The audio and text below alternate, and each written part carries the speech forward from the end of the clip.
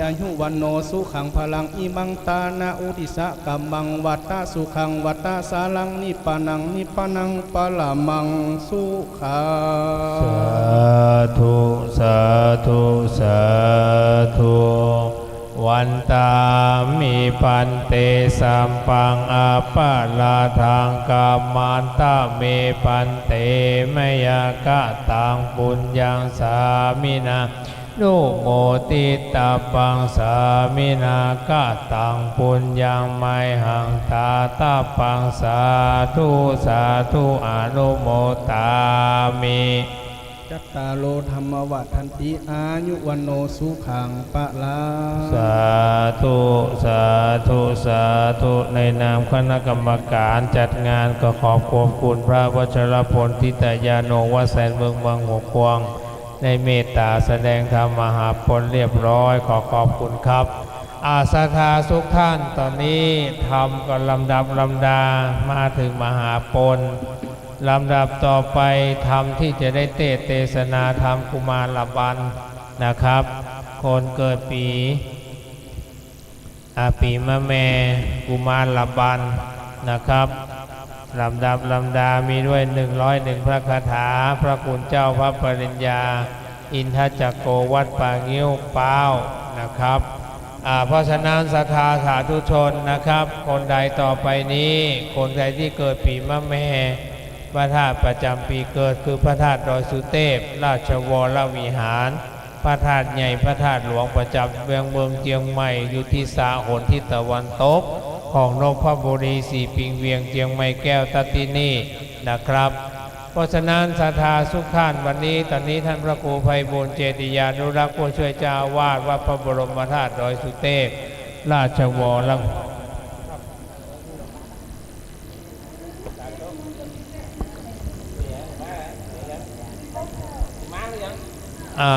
ปีม้าผ่านไปแล้วค่ะ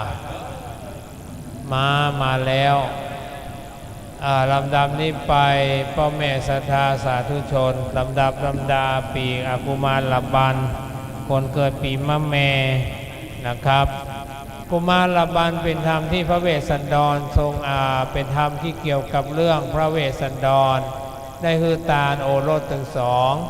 นะครับแก่ผู้พามเท่าชูโชคพระนางมัตสีนะครับก็ฝันร้ายเหมือนบอกเหตุเป็นการพลัดพรากพอลุงเจ้าเมื่อพระนางมัตสีเข้าป่าหาอาหารแล้วชูโชคจึงเข้าเฝ้าทูลขอสองกุมารนะครับกุมารลงไปซ่อนตัวอยู่ในสระพระเวสสันดรจึงเสด็จไปติดตามหากุมารทั้งสองแล้วมอบเพื่อกับชูโชคนะครับเพราะฉะนั้นเนื้อในความนะครับเนื้อในความนี้ในเรื่องกุมารบันเป็นพระเป็นธรรมที่ได้สันทนาไว้ว่าผู้พามเท่าคือชูโชคไปหากัญชาจารีนะครับไปขอจากพระเวสสันดรชาดกนะครับเพราะฉะนั้นคนใดได้บูชาธรรมบทนี้กุมารบันด้วยอนุภาพการบูชากันนี้ย่อมประสบความสำเร็จเป็นที่ปรารถนาคันตายไปแล้วจะได้ไปเกิดในนะครับในสวรรค์ชั้นฟ้าแล้วก็ในสมัยที่พระศรีอริยเมตไตรมาอุบัติเกิดขึ้นก็จะได้มาพบศาสนาของพระองค์และจะได้นะครับฟังธรรมและก็บรรลุอรหันตผลพร้อมด้วยปฏิสัมปทาทั้ง4นะครับบุญราศีได้เกิดในอบรมตัวมีความสุขความเจริญสืบไปเพราะฉะนั้นศรัทธาสาธุชนอยู่ทางบ้านขณะนี้เวลาประมาณ 13:50 นาทีพ่อแม่ศรัทธาที่เดินทางเข้าสู่วัดโลกโมลีคนใดที่จะมาร่วมทำบุญบูชาชะตาปีเกิดนะครับเรียนเชิญขึ้นบนวิหารได้คนใดจะบูชาตุงชะตาชั่วฉลูคานทองมะลงมะสิงมะเมียมะแม่ก็มาบูชาบนวิหารได้คุณใดจะบูชาชะตาปีเกิดไปปักปัจจัยก็ปักบนวิหารได้นะครับตอนนี้รอพระคุณเจ้าถ้ามาถึงก็จะเริ่มเจ้าหน้าที่ศรัทธาสาธุชนทุกท่านเราร่วมด้วยเราช่วยกัน วัดจะสวยเพราะศรัทธาช่วยปัดกวาดวัดศรัทธาวัดสะอาดสวยสดหมดเศร้าหมองวัดจะเด่นเพราะประชามาประคองหากทั้งสองช่วยกันวัดมั่นคงได้แล้วก็ขอจะได้เล่าเรื่องเดี๋ยวบื้อจะได้เล่าเรื่องบุคคลสำคัญที่อยู่ในเรื่องพระเวสสันดรชาดกแล้วก็ปีกมาเสวยพระเป็นพระชาติอีกพระชาติหนึ่งในสมัยที่พระเวสสันดรมานะครับได้มาอุบัติเกิดขึ้นเป็นองค์พระสัพพัญญูพระสมณโคดมเจ้ายกตัวอย่างเช่นพระเวสสันดรได้มากับชาติมาเกิดเป็นพระพุทธเจ้าพระนางมัสีก็กับชาติมาเกิดเป็นพระนางยโสธราพิมพาชาลีได้มาเกิดเป็นพระราหุลนะครับพระกันหาเป็นพระอุบลวรรณเถรีนะครับพระนางบุษดีพระหล่อได้มาอุบัติเกิดขึ้นเป็นพระนางสิริมหามายาพระเจ้ากรุงสัญชัยได้มาอุบัติเกิดขึ้นเป็นพระเจ้าสุโธทนะชูชกตัวร้ายในเรื่องนะครับชูชกพางเข้าชูชกเมื่อตายไปแล้วได้ปีกลับมาเกิดเป็นพระเทวทัตสุดท้ายก็สู่แผ่นดินสู่นางอมิตตานะครับในสมัยพระเวสสันดรเมื่อตายไปแล้วก็ได้มาเกิดเป็นพระนางจินจะมหานาวิกาผู้ถูกแผ่นดินสูบหน้าเชตวันวิหารอยู่ใกล้บริเวณใกล้กับที่ปูทาพระเทวทัตถูกสูบนะครับตอนนี้รอพระคุณเจ้ามาแล้วเราก็จะเริ่มนะครับทำผูกต่อไปเพราะฉะนั้นศรัทธาที่อยู่บ้านศรัทธาที่อยู่บ้านในภาคบ่ายตอนนี้ไปได้เดินทางมาอยู่บ้านฟังธรรมแล้วในภาคเย็นในภาคค่ำนะครับท่านก็สามารถเดินทางมาร่วมบูชาทางประทีปบูชาตุงคำบูชาปฏิทินปักกระตือล้านนาที่ท่านพระครูไพบูลย์เจติยานุรักษ์ได้ในวัดโลกโมลีนะครับตอนนี้ศรัทธาที่ฟังขึ้น 104.50 เมกะเฮิรตซ์ 96 เมกะเฮิรตซ์จากวัดพระธาตุดอยสุเทพแล้วก็วัดฝ่ายหิน 104.50 นะครับวันนี้เราอำนวยการความสะดวกนะครับหลวงพ่อครูบาวัดฝ่ายหินก็เมตตาส่งพระเจ้าหน้าที่พระสงฆ์องค์เนรมาที่วัดโลกโมลีเปิดการกระจายเสียงนะครับเปิดการกระจายเสียงบันทึกภาพถ่ายทอดนะครับบันทึกภาพเพราะฉะนั้นศรัทธาที่อยู่บ้านบูธมาเมื่อวันมาได้ก็มาแมลงกรรมทำสุดท้ายนะครับอานิสงส์อานิสงส์ทางประทีปเพราะในวันนี้เป็นงานประเพณียี่เป่งทางพื้นเมืองล้านนาเฮาก็นิยมจะจุดทางประทีปตีนกาบูชาพระแม่กาเพือกนะครับพระแม่กาเพือกเป็นพระมารดาของพระพุทธเจ้าทั้ง5พระองค์อันดับที่หนึ่งพระกักกุสันโธพระพุทธเจ้าอันดับที่สองพระโกนาคาพระพุทธเจ้าอันดับที่สามพระกัสสโปพระพุทธเจ้าอันดับที่สี่พระโคตมะพระพุทธเจ้าอันดับที่ห้าคือจะได้อุบัติเกิดขึ้นเป็นองค์พระศรีอริยเมตไตรนะครับเพราะฉะนั้นวันนี้ในค่ำคืนนี้2 ทุ่มปลาย3 ทุ่มท่านพระครูสิริเจติยานุกูลท่านจะได้เมตตาแสดงพระธรรมเทศนาอานิสงส์ทางประทีปนะครับเพราะฉะนั้นพ่อศรัทธาแม่ศรัทธาที่เข้าวัดโลกโมลีแล้วเจิญบูชาทางประทีปตีนกาไปบูชาพระธาตุวัดโลกโมลีมาบูชาเจ้าตาปีเกิดตัวเก่านะครับก็ขอประชาสัมพันธ์พ่อแม่ศรัทธาทุกท่านนะครับเราเดินทางมาจนถึงข้อนธรรมข้อนกลางพระเวสสันดรชาดกเป็นเนื้อธรรมที่องค์พระสัพพัญญูพระพุทธเจ้าได้เทศนาธรรมไว้ว่าครั้งที่พระพุทธองค์ได้เสด็จไปโปรดพระราชพระปุถประยุรญาตินะครับก็เกิดฝนทิพย์ตกลงมาพระพุทธเจ้าจึงได้ตรัสเทศนากับพระอานนท์และพระอัครสาวกว่าฝนเนี้ยเมื่อครั้งในพุทธกาลก็เคยตกนะครับเป็นต้นมาเพราะฉะนั้นพระองค์นะครับตอนที่พระพุทธเจ้าจะได้ตรัสอนุตตรสัมโพธิญาณเป็นพระพุทธเจ้าในปฐมญาณคือช่วงหัวค่ำพระพุทธเจ้าได้พระญาณทิพย์ญาณหนึ่งเรียกว่าบุพเพนิวาสานุสติญาณญาณที่ยังรู้อดีตการ ญาณที่ยังรู้อนาคตการญาณที่ยังรู้ปัจจุบันก็คือทานศีลปัสสานาปารมีศีลปารมีเนคขมะปารมีเนคขมะก็คือการออกบวชปัญญาปารมีสัจจะปารมีอธิฐานปารมีนะครับเพราะฉะนั้นปารมี30ถ้าเป็นปารมีที่องค์พระสัพพัญญูได้ปั้มเปงโพธิญาณก่อนที่จะได้มาตัดอนุตตรสัมโพธิญาณเป็นพระพุทธเจ้าเพราะฉะนั้นวันนี้ศรัทธาบางท่านขบวนขาวนะครับบางท่านก็บริจาคเป็นทานเป็นปกตินะครับหลายๆท่านก็บริจาคเป็นทานเป็นนิสัยนะครับเพราะฉะนั้นส่วนบุญนี้จะได้พาเอาทุกท่านไปสู่ยังทิพยมารสมบัติสวรรค์สมบัติโลกมนุษย์สมบัตินะครับเกิดมาอีกด้านหนึ่งในสมัยพระศรีอริยเมตไตรแล้วก็จะได้มาฟังธรรมแห่งพระศรีอริยเมตไตรและจะได้ตัดอนุตตรสัมโพธิญาณนะครับเข้าสู่สวรรค์ชั้นฟ้าไม่ต้องปีกมาเกิดอีกแล้วนะครับพระชาติต่างๆขององค์สมเด็จพระสัมมาสัมพุทธเจ้าที่ได้เขียนไว้ที่ได้จารึกไว้ขององค์สมเด็จพระสัมมาสัมพุทธเจ้าพระสมณะโคดมเจ้านะครับมีพระชาติต่างๆจำนวน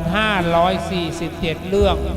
ปรากฏว่าพระองค์ได้เสวยพระชาติต่างๆ1เป็นพรหม1ครั้ง2เป็นพระอินทร์17ครั้งเป็นเทวดา44ครั้ง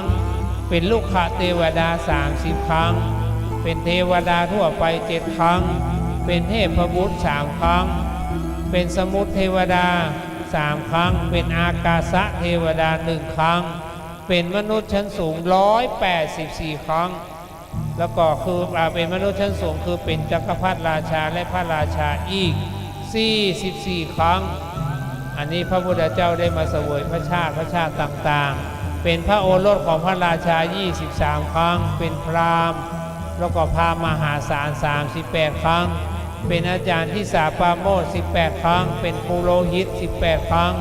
เป็นอำมาตย์มหาอำมาตย์15ครั้งเป็นบัณฑิต12ครั้งเป็นราชเวท10ครั้งเป็นพญา5ครั้งเป็นราชครู2ครั้งเป็นพนักงาน1ครั้งเป็นเจ้าหน้าที่ป่าไม้1ครั้งเป็นมนุษย์ทั่วไป80ครั้งมนุษย์ทั่วไปก็ประกอบเป็นเศรษฐีบุตรเศรษฐีนะครับ30ครั้งเป็นพ่อกาวานิช16ครั้งเป็นกุมาร6ครั้งเป็นคนเห็นใจ4ครั้งเป็นชาวนาพระพุทธเจ้าก็เคยเสวยพระชาติเป็นชาวนา3ครั้งเป็นมานพ3ครั้งเป็นจันทานคือขอทาน3ครั้งเป็นโจรและนายโจร3ครั้งเป็นคนสอนจ้าง2ครั้งเป็นมองู1ครั้งเป็นช่างทอง1ครั้งเป็นช่างหม้อ1ครั้งเป็นช่างตัดผม1ครั้งเป็นนายขมังธนู1ครั้งเป็นคนตีกลอง1ครั้งเป็นนักเลงสุรา1ครั้งอันนี้พระพุทธเจ้าก็เคยเสวยพระชาติมาหมดทุกสิ่งทุกอย่างลำดับนี้ไปเป็นนายกระโดด1ครั้งเป็นคนงาน1ครั้งเป็นประชาชนทั่วไป1ครั้งเป็นอาจารย์ดีพิน1ครั้งเป็นมนุษย์ออกบวช66ครั้งนะครับคือเป็นดาบท40ครั้งเป็นฤาษี25ครั้งเป็นพระนิพพ1ครั้งเป็นเดรัจฉาน114ครั้งนะครับคันแยกเป็นสัตว์ป่ากับสัตว์บ้านสัตว์ปีกสัตว์เลื้อยคลานและสัตว์น้ำวานอนเผือกเป็นพญาวานอน16ครั้งเป็นราชสีห์เป็นพญาราชสีห์6ครั้งเป็นเนื้อทรายทองเป็นพญาเนื้อทราย8ครั้งเป็นจ้างแก้วเป็นพญาจ้างเผือก7ครั้งนะครับอันนี้กรรมที่ว่าพระพุทธเจ้าเคยเสวยคือเคยเกิดเป็นสุนัขจิ้งจอก2ครั้งเป็นกวางและกวางทอง2ครั้งเป็นพญาหมู2ครั้งเป็นกระบือ1ครั้งเคยเสวยพระชาติเป็นกระต่ายอีก1ครั้งเคยเกิดเป็นกบ1ครั้งแล้วก็สัตว์บ้านเคยเกิดเป็นม้าพญาม้า4ครั้งเคยเกิดเป็นโคอสุภะ4ครั้งสุกร1ครั้งสุนัขบ้าน1ครั้งเกิดเป็นสัตว์ปีกเป็นหงส์เกิดเป็นพญาหงส์เป็นหงส์ทองพญาหงส์ทอง8ครั้งเป็นพญานก8ครั้งเป็นพญานก3ครั้งนะครับ ลำดับต่อไปเป็นนกกระจาบ3 ครั้งเป็นพญานกยุงแล้วก็นกยุงทอง3 ครั้งเป็นพญากา2 ครั้งเป็นนกสุวะโอดก2 ครั้งนกแก้วหรือนกแก้วแขกเต้าเป็นพญาครุฑ2เป็นพญาไก่ป่า2 ครั้งเป็นนกดูเว้า2 ครั้งเป็นนกหัวขวาน2 ครั้งเป็นนกกระทา2 ครั้งเป็นนกจากภาค2 ครั้งเป็นพญานกจอกอีก1 ครั้งเป็นนกกาน้ำ1 ครั้งเป็นนกขมิ้น1 ครั้งเป็นนกปูโท1 ครั้งนะครับพระพุทธเจ้าก็เคยเสวยเป็นพระชาติสเลอยคานนะครับเป็นตะกรวดหรือพญาเหี้ย3 ครั้งเป็นพญานาค3เป็นพญาป่าแห่ง3อันเนี้ยลำดับลำดาที่พระพุทธเจ้าเคยเสวยพระชาติเป็นพญาต่างๆหลายสิ่งหลายอย่างเพราะองค์สัพพัญญูพระพุทธเจ้าจึงรู้บอกว่าโอ้การเกิดและการตายเป็นเรื่องปกติคนเราเกิดแล้วก็ต้องตายตายแล้วก็ต้องเกิดขึ้นมาจะเกิดเป็นอะไรยังนะครับ4 สภาวะ1เกิดในครรภ์2เกิดในไข่3เกิดเป็นเท่าไข่4เกิดเป็นโอปาติกะเป็นต้นเพราะฉะนั้นองค์พระสัพพัญญูพระพุทธเจ้าในพระชาติสุดท้ายก็ทรงปั้มเปล่งโพธิญาณในสมัยที่พระพุทธองค์เสวยพระชาติเป็นพระเวสสันดรพระองค์มีความยินดีและตั้งมั่นในพระทัยเป็นที่สุดว่าอนาคตการเบื้องหน้าจะได้บรรลุมรรคผลนิพพานนะครับได้ตัดอนุตตรสัมโพธิญาณเป็นพระพุทธเจ้านะครับเพราะฉะนั้นในธรรมพระเวสสันดรมีมาตั้งแต่ครั้งพุทธกาลที่พระองค์พระสัพพัญญูพระพุทธเจ้าได้ทรงเมตตาตัดสั่งสอนตัดบอกกล่าวแต่เราพระอัครสาวกสืบมาเพราะฉะนั้นในวันนี้เราจะสืบสาร1สืบสารพระพุทธศาสนา2สืบสารวัฒนธรรม3สืบสารประเพณีนะครับการตั้งธรรมหลวงของวัดโลกบุรีก็สืบมาปีนี้ก็ปีที่17-18ตั้งแต่วัดโลกบุรีฟื้นวัดมานะครับในราวปีพุทธศักราช2544พระเดชพระคุณหลวงพ่อท่านเจ้าคุณพระธรรมเสนาบดีเจ้าอาวาสวัดพระบรมธาตุเจ้าดอยสุเทพประธานฟื้นฟูบูรณะปฏิสังขรณ์ก่อร่างสร้างแปลงอารามวัดโลกบุรีแต่ก่อนวัดโลกบุรีมีสถานที่แบบได้นักเสนาสนะบ่มีแต่ของเก่าๆเสื่อมสูญไปตั้งหลายสิบปี2544 ปีพระเดชพระคุณหลวงพ่อเอามาฟื้นร่วมกับคณะสงฆ์ในจังหวัดเชียงใหม่พระเดชพระคุณหลวงพ่อก็มาฟื้นแล้วพระเดชพระคุณหลวงพ่อของดำริว่าวัดแห่งนี้จะต้องเป็นที่ตั้งศาสนาวัดแห่งนี้จะต้องเป็นที่ตั้งแห่งวัฒนธรรมวัดแห่งนี้จะต้องเป็นที่ตั้งของประเพณีและวัฒนธรรมสืบไป2544หลังจากพระเดชพระคุณหลวงพ่อฟื้นวัดโลกบุรีเรียบร้อยพระเดชพระคุณหลวงพ่อก็จะจัดพิธีตั้งธรรมหลวงหรือว่าเทศมหาชาติแต่ก่อนนะครับคณะศรัทธาที่อยู่ในวัดเรายังไม่มีวิหารเราไม่มีศาลามีเฉพาะเต็นท์ข้างกับแปลงวัดตั้งธรรมหลวงข้างกับแปลงวัดในบริเวณวัดโลกบุรีเอาฟังธรรมนะครับในเต็นท์ตามสภาพระยะเวลาการเปลี่ยนแปลงมา10 กว่าปีวัดโลกบุรีก็มีความเจริญรุ่งเรืองสืบมาด้วยเมตตาธรรมพระเดชพระคุณหลวงพ่อกระดำริไว้ว่าชีวิตหรือความเป็นไปของมนุษย์คนใดที่เคยร่วมสร้างคนใดที่เคยร่วมแฝงวัดวาอารามก็ดีเมื่อถึงกาลเวลาบุคคลคนเหล่านั้นจะพลิกมาแล้วมาร่วมกันแฝงร่วมกันสร้างเพราะฉะนั้นวัดโลกบุรีโอกาสขนาดนี้ที่มีความสวยสดงดงามมาได้ถึงปัจจุบัน 2562 ก็เพราะจากน้ำใจก็เพราะจากบุญกุศลจากคณะศรัทธาช่วยกันดังเพื่อนว่าไว้วัดจะสวยเพราะศรัทธาช่วยปัดกวาด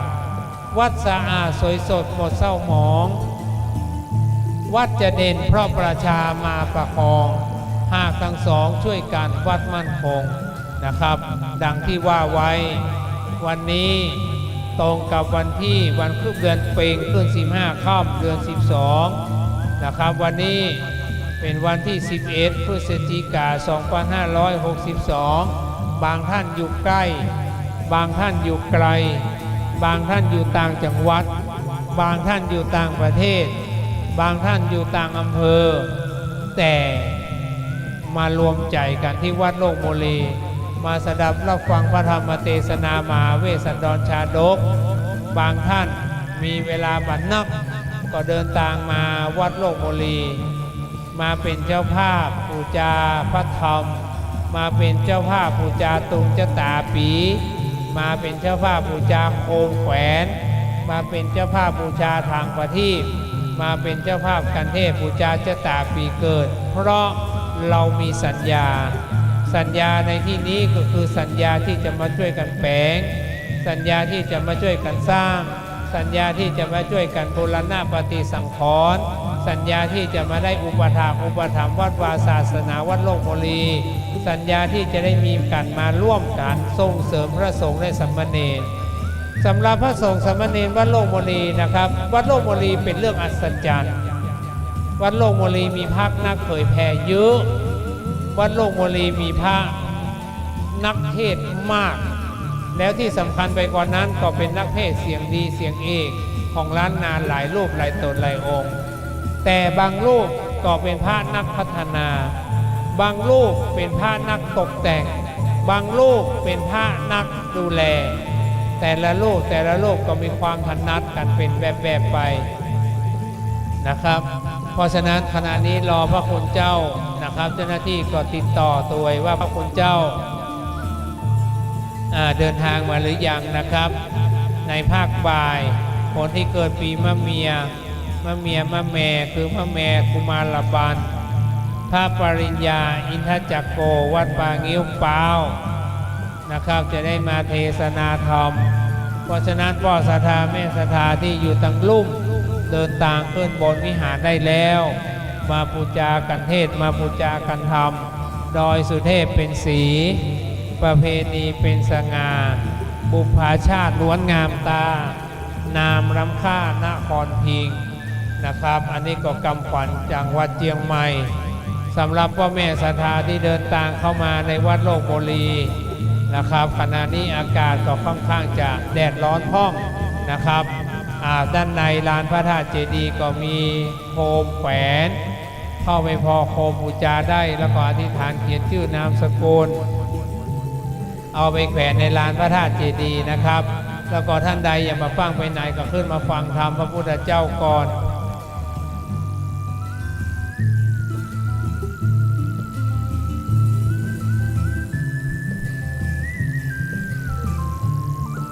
ตอนนี้ใครจะบูชาทางประทีปหาบูชาทางประทีปก็เจอได้แล้ววันนี้มันแรงจะได้บูชาอานิสงส์นะครับบูชาทางประทีปประทีปตีนกาประทีปตีนกานี่มีประวัติความเป็นมาว่ามีพญาแม่กาเบือกตัวหนึ่งได้บินมีตั้งท้องอ่อนๆก็ได้บินข้ามดอยนางแก้วไปเข้าบ้านแม่ขจารหรือว่าเวียงกาหลงแล้วก็ได้ไปเกิดไข่ที่ข้างแม่น้ำบ้านเกิดวัดบ้านเกิดเมื่อเกิดไข่แล้วแม่กาเบือกก็หิวได้บินเลาะจากบ้านสีเกิดมาที่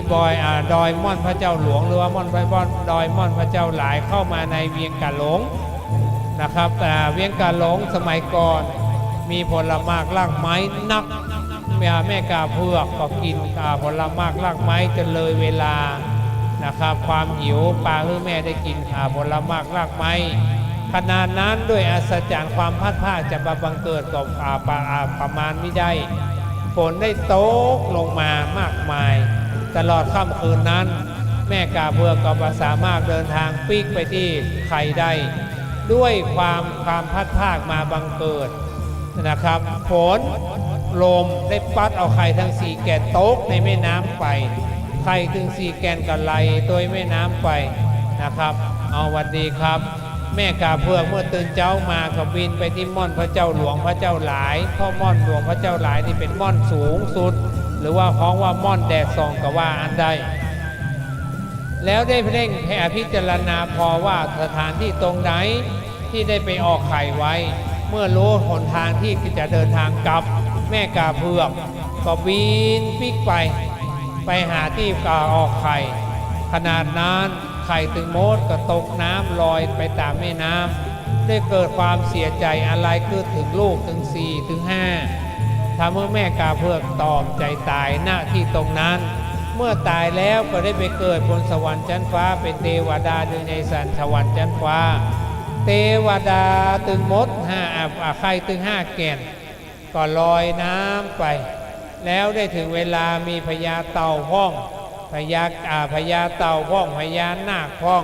พญาไก่พ้องโอพ้องพญาราชสีห์พ้องมาเก็บเอาไข่ตึงมดไปเลี้ยงเมื่อได้การละเวลาขึ้นมาไก่ก็ควักออกมาเป็นเทพบุตรตัวน้อยๆ5 พระองค์นะครับเมื่อเทพบุตรทั้ง5 พระองค์เกิดมาก็มีความปิติยินดีที่จะมีความปฏิบัติถือศีล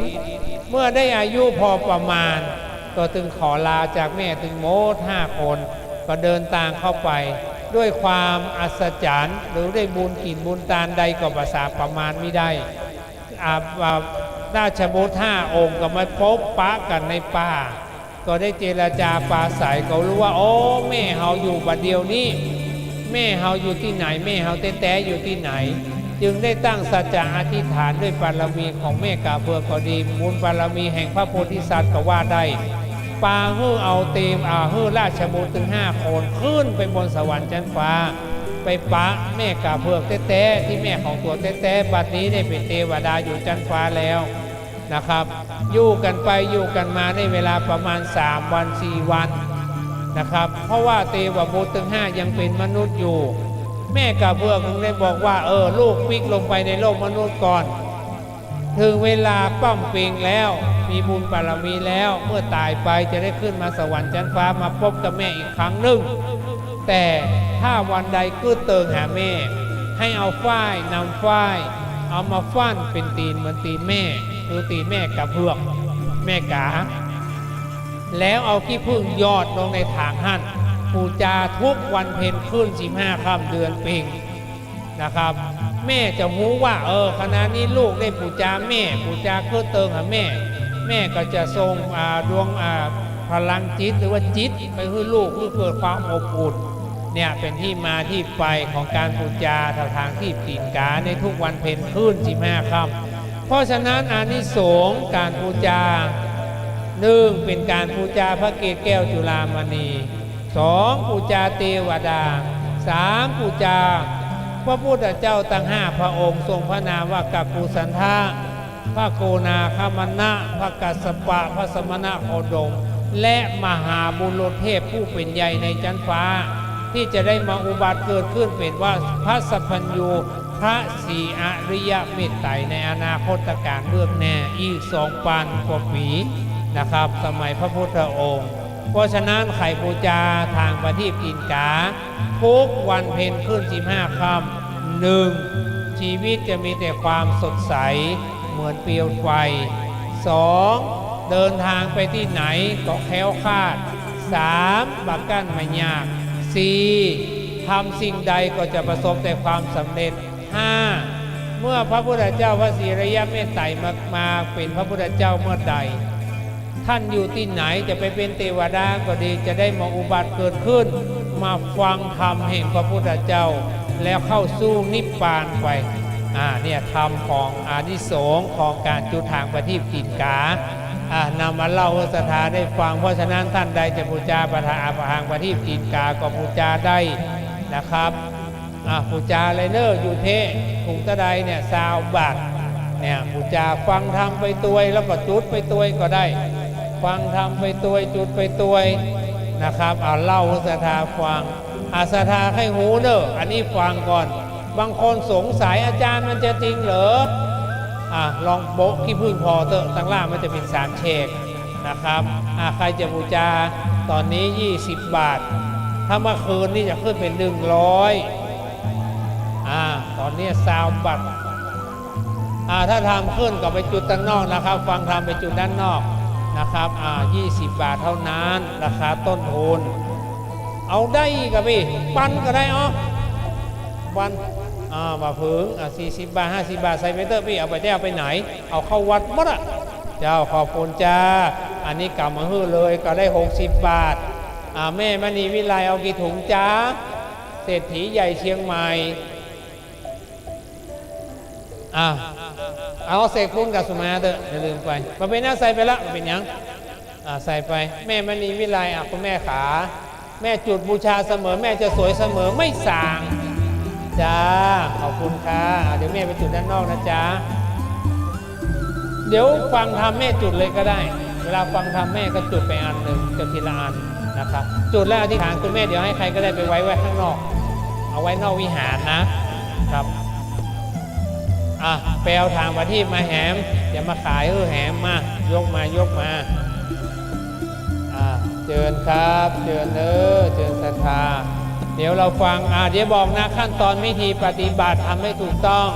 ในวิหารหลังนี้ปกติจะไม่ให้จุดไฟอันตรายเวลาขึ้นธรรมนะครับอาราธนาธรรมทุกท่านก็จุด1 อันแล้วแล้วอธิษฐานจุดไปเลยอธิษฐานเสร็จปุ๊บเอาไปวางไว้ด้านนอกวิหารนะคะวิธีปฏิบัติที่ถูกต้องมาอีก1 ถุงไปละมาใครจะบูชาจะกำไปตู้จะใส่กำเนิดใครจะบูชาประทาทางประทีปกินกามาเลยตอนนี้20 บาทถ้าเดียวทำขึ้นบืด101ประเทศ100 ถุงหนึ่งนะอันละ100 บาทเจอใครจะบูชามาบูชานี่บูชาได้แต่ว่าไปอู้ไปมาคุณแม่แต่ว่ากฐินว่าเชียงโสมได้1.7 กว่าตอนแรกได้แค่1.1เนาะพูดไปพูดมาทำไปทำมาเล่นบ้างจริงบ้างไม่จริงบ้างศรัทธาก็ล้วงกระเป๋าไม่หยุดนับเมื่อวานยังไม่เสร็จตอนเย็นได้1.7 1.8กฐินเพื่อแปลงอุโบสถสร้างอุโบสถวัดดอยม่วงก็ได้1,000,000 กว่าช่วงนี้กฐินนะครับได้1,000,000 กว่าทุกวัดเลยนะครับวัดโลกโมลีก็ได้400,000 กว่าอันนี้แบบเด็กๆนะใครจะบูชามาอีกคนไหนจะบูชาขึ้นมาเลยนะจ๊ะเหลือไม่เยอะแล้วเขาทำพระสงฆ์ช่วยกันเทเนี่ย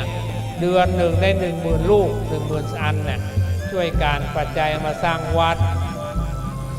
เจอหน้าศรัทธาพ่อศรัทธาแม่ศรัทธาเอาเจ้าหน้าที่ติดต่อพระคุณเจ้าตัวว่าอยู่ตรงไหนแล้วสำหรับศรัทธาที่อยู่ทางบ้านฟังคลื่น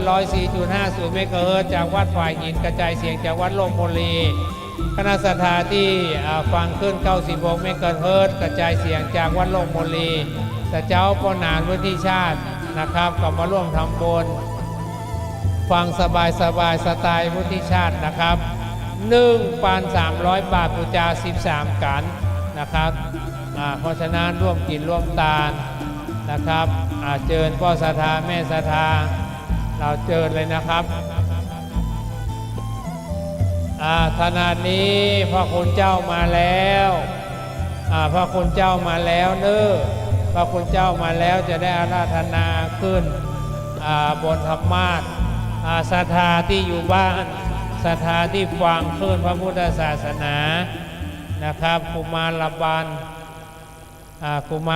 าล101 พระคาถาพระปริญญาอินทจักโกวัดปางงิ้วเมืองป้าวมาแล้ว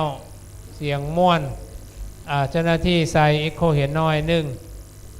เสียงมันจะได้กังวานกระจรกระจายไปไกลลำดับนี้ไปคนเกิดปีมะแม่คือแพะพระเจ้าประจำปีเกิดคือพระบรมธาตุนางฟ้าวะดีก่อนบอกว่านางฟ้านี่ไฟแช่หายเซฟไหมขึ้นนิมนต์ขึ้นเลยเจ้าคนเกิดปีมะแม่มาเลยจ้าจุดเทียน2 ธรรมศรัทธาที่เกิดปีมะแม่อยู่บ้านตัวก็ดีนะจ๊ะปูจาเลยทำแห่งพระพุทธเจ้าช่วยกันตั้งหลังตัวบูชาธรรมแห่งพระพุทธเจ้า อาทิกัลยานางามในเบื้องต้นคือศีลมัชเชกัลยานางามในท่ามกลางคือสมาธิปริโยสานกัลยานางามในที่สุดคือปัญญานะครับอุมารบาลมี101พระคาถา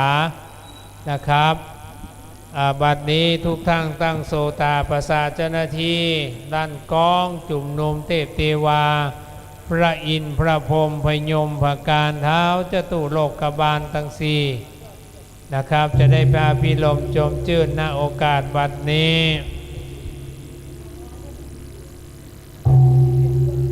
มหาวันนังนิทิตังขิยามบัดนี้ก็มาลอดแล้วยังกันพองแผ้วผูมาละบานปางเมืองนางทักลงมาพำพอพระเจ้าบูนบ่เศร้าเวสันตละลาดเอาซองกุมารผู้ทอนลูกน้อยโยกปันพระผอมเพราเทลาปูนอินตาการหาและจารีอันปรามตีไปบอกขาดเหนือตัวเป็นบ้านเป็นดอยตามมาดงโดยเที่ยวยุกรามปูพามซ้ำปะดาวตามดินดาวตายนอนง่ายสองสมนายพี่น้องป่ากันเล่นลีบก็บ่โผนมือพามสองกีมีบอดน้อยขาถามี101บอกไว้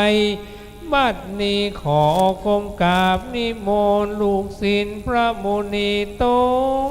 นผ่านแผ่วขึ้นสู่ตำมาดแก้วเต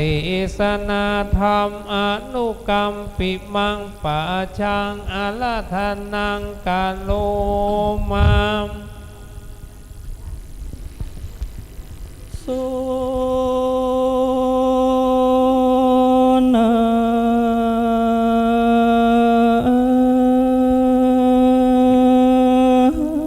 นโต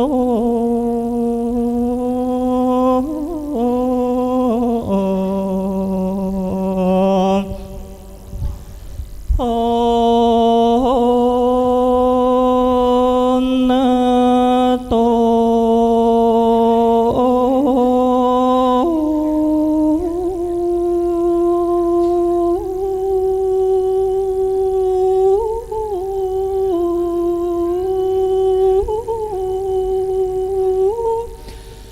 ฟังแล้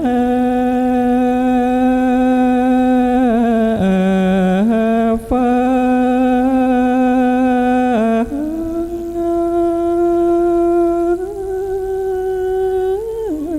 งแล้วสัทธา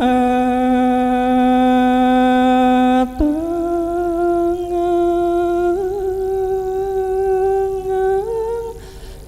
ลา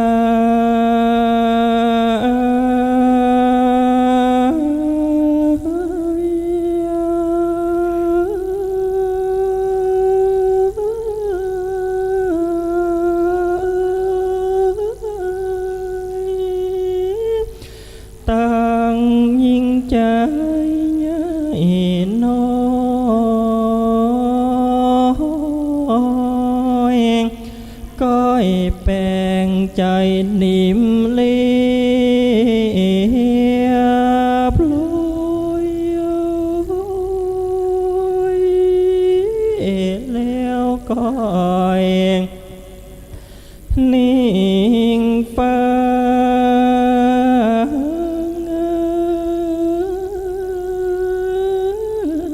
งไปความเจริญสมัย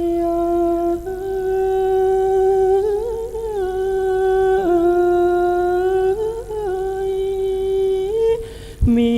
ความที่วิไลลุ่งเรืองมอนน้อยถนน นหนตั้งดงงามเรียบมาลอยมีรถยนต์แล่นไป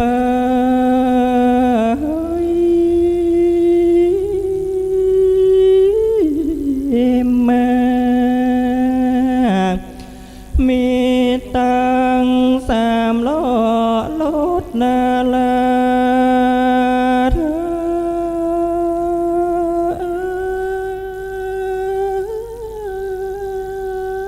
จั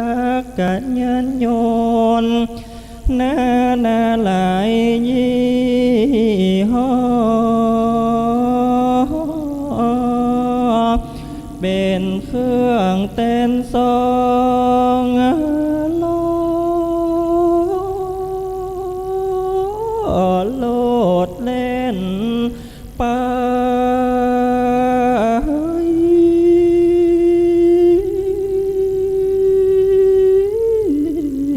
มา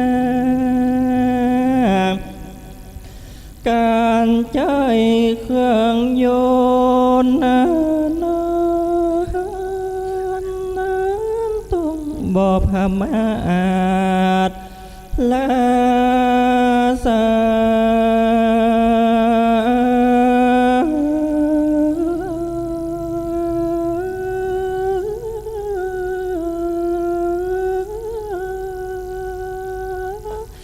ยามเมา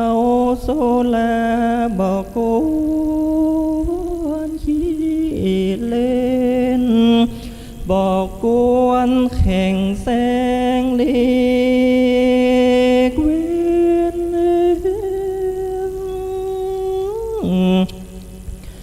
กดจะลา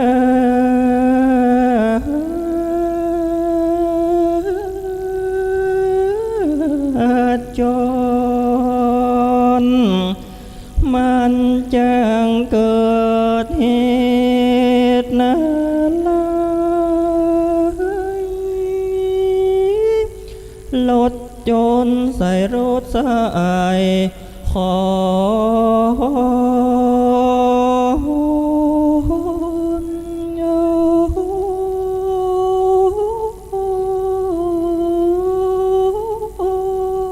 นจากได้อาทรเจ็บตายและป่วยไข้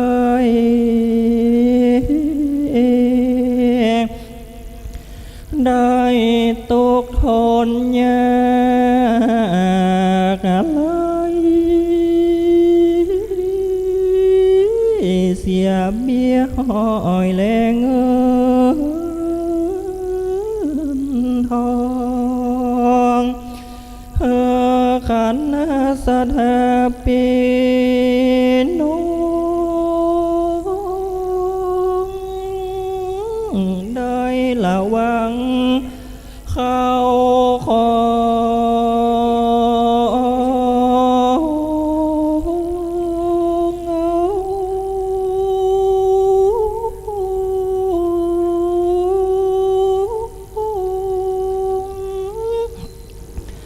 ป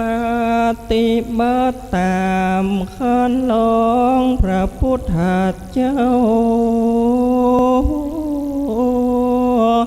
เปิ้นสอนไว้ว่าอย่าประมาทโทพระพุทธโธตนผ่านแผ้ว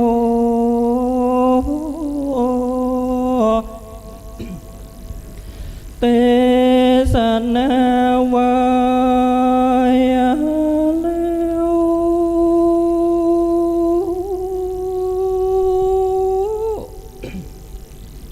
ปัดฉิมมาวาดว่า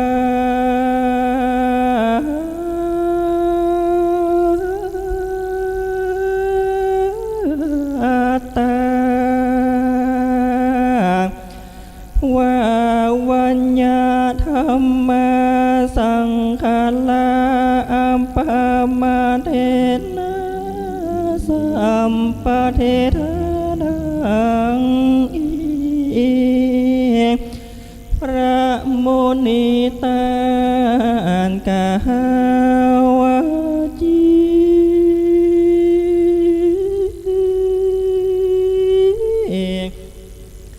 ว่าสังขารเป็นของธรรม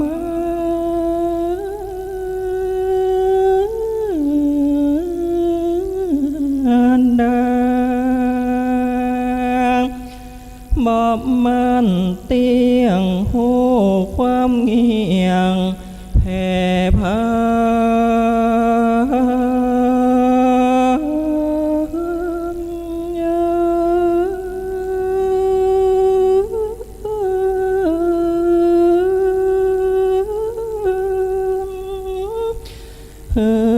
นได้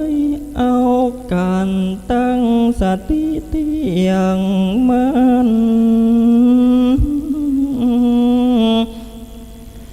อย่าได้พมาทในสิ่งเหล่านั้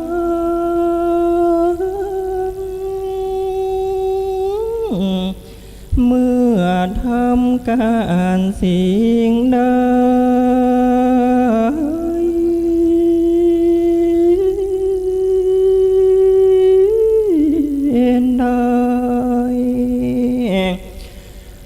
ก็จะได้สำเร็จและสุขกายสุขใจ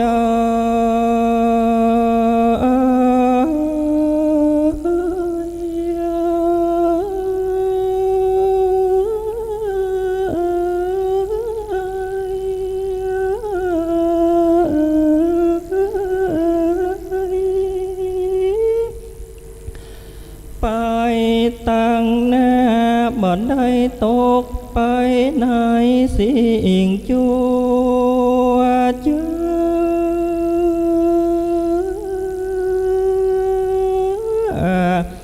มีแต่ความเจริ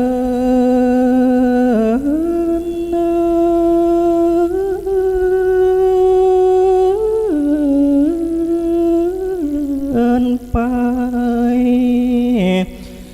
วันนั้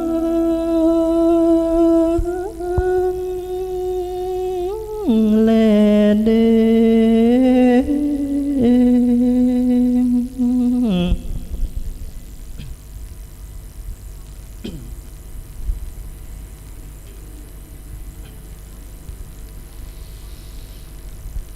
นะโม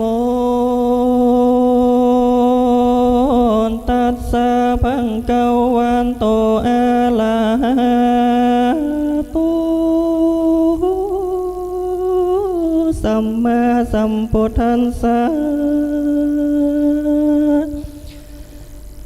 จนจังก็เปียนจนตามปานเสนังการเทตามาเกนาการตุวาจาตุลัสสะโปคลนีปิลังปันตวาจินเตสีสาทาวโวฟังลาโสตุจันนันสัมโปลิสะตังลายอาสมโมอันว่าอาสาลมบุตรแห่งพระญาเวสันตลาอันไก่มาเทลาเท่าใดโจรจังกาพามันก็เตียวไปโดยหนทางอานาไกอันเจ้าอาจุตันลานสีใสหากบอกเสียงตัวขอเคียงหนทางเท่านั้นแล้วมันก็ไปถึงฝั่งแก้วโปคาลันนี้อันมีสีแจงจันตุลาเสมอกันมันก็ลำเปิงในใจว่า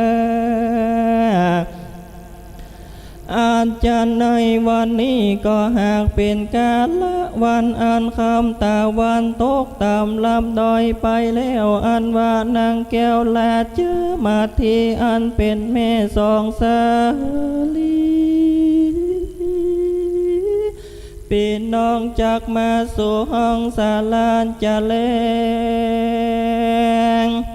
มาตุกะโมนามาชื่ออันว่ามาตุกามผู้หญิงต่างเลยนี่ยอมมีกรรมเถิดนี่บ่ฮู้ดีสละตานยอมบันดาลเหือหายจากลาแห่งยานโจกวันนี้โปงตั้งลายได้เสกวันในวันพกเจ้านั่งหนุ่มนาวลาเจอมาที่อันเป็นเมสองสาเลเข้ากว่าในดาวป่าดงพายโกนอย่าไปเข้าสู่ติโยตาเวสันดรจากวิงวอนนะโคเอาโลกแก้วกันได้แล้วโอดจากลีบดานี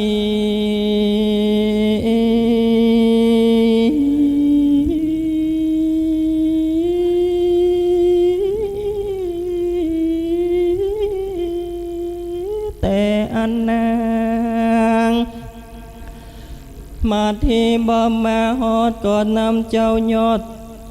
จากนำเจ้ายอดนี่ปัญจะแลอาทันสาวินโตละโตเหมือนนั้นพามจริงเข้าสู่เงือมดอยก้อยโยพรามเท่าโปนดานนอนหินผาโพนมามนเป็นตีสานุกอุ่นกลางคืนและนา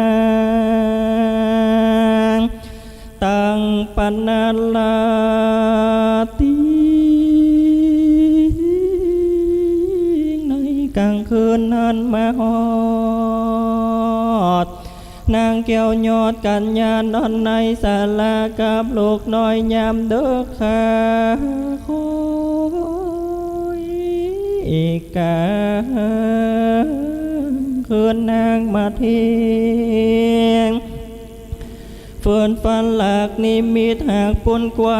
โกมโปลินโซนางฝันว่ายังมีใจผู้หนึ่งดำเนื้อมันกำมันมีเข้ามาสู่โกดีกากาดนุ่งห่มผ้ายอมฝาดสอง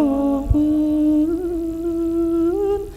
เพื่อนหนึ่งนุ่งไปในเพื่อนหนึ่งสบายไปนอกตัดดอกไม้แดงสองหูพอเล็งโดนหยาหยาบมือเธอดาบเลื่อมแก่นตาเข้ามาสู่ศาลานางเลี้ยวก็มาคำรามนางแก้วมาทียับเอาเกศีหมดเก้าจากเอาเจ้าเต่านอนงายควักเอาตาแม่นางตั้งโกแล้วตาเอาสองแขนนางแก้วนี้กว่าโยกผ่านผ้าเอาหัวอกมันป่องโจกเอาหัวใจนางผาเส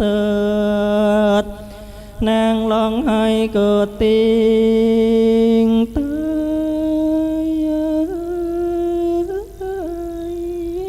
กันมันถือเอาว่าทุตั้งหลายได้แล้วยาเมื่อเลือดนางแก้วพงไหลตกมันก็ยกเอาแขนนางติวกว่าเข้าป่าไม้ไปปานแหลนนาสาปามโปจิตัวนางมาทิ้งยังลามบอนตื่นจืนนางแก้วตื่นกะจังฝันนางบ่เคยฝันหันหลากนางตกใจมากนักหนานางพญากะนิ่งใจว่าโอ้ยโนกรรมฝันอันนี้นานอเป็นอันหยาเป็นบาปลายนักหนานางพญากะนิ่งใจโลลอด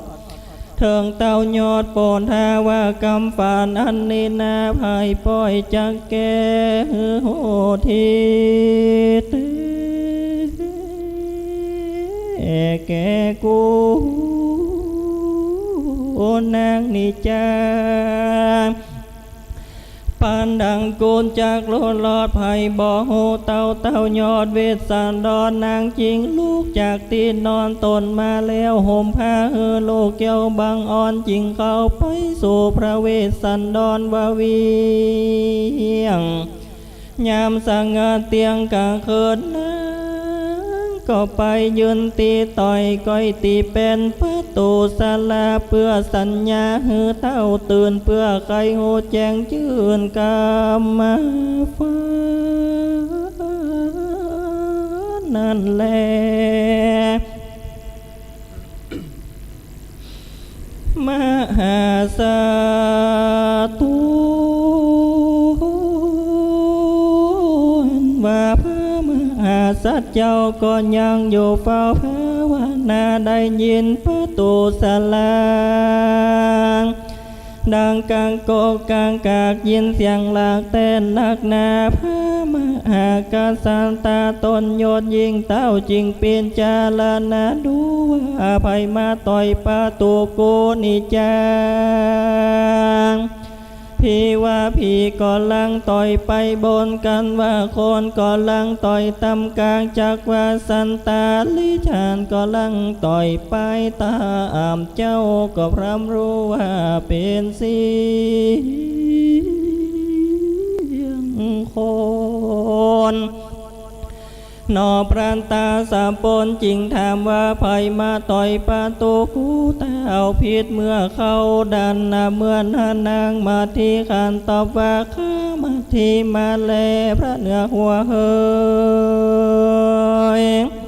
เมื่อนั้นพระจอมเงาจริงเจนจาจิมเจ้าเตวีวามพันทันเตดูแลนางมาที่แต่วันหัวที่เฮามาบวชสร้างพระหนวดภาวนากุญยัง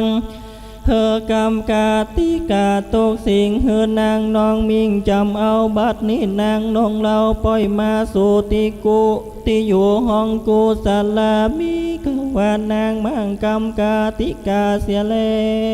ว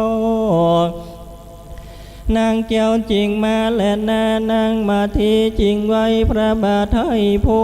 วตูนว่าข้าแต่พระตาสาพุนเป็นเจ้าข้าน้อยเข้าสู่ศาลาบอดใจว่าจึกมาแฝงตนเอื้อมข้างกาพระเจ้าว่าจ้างเผือกตูงามโดยกิเลสกรรมจ้องจากแต่ข้าฝันหายนักแก่แต่ดีลีข้ามาที่ฝันหลากนิมิตหากโปนนากู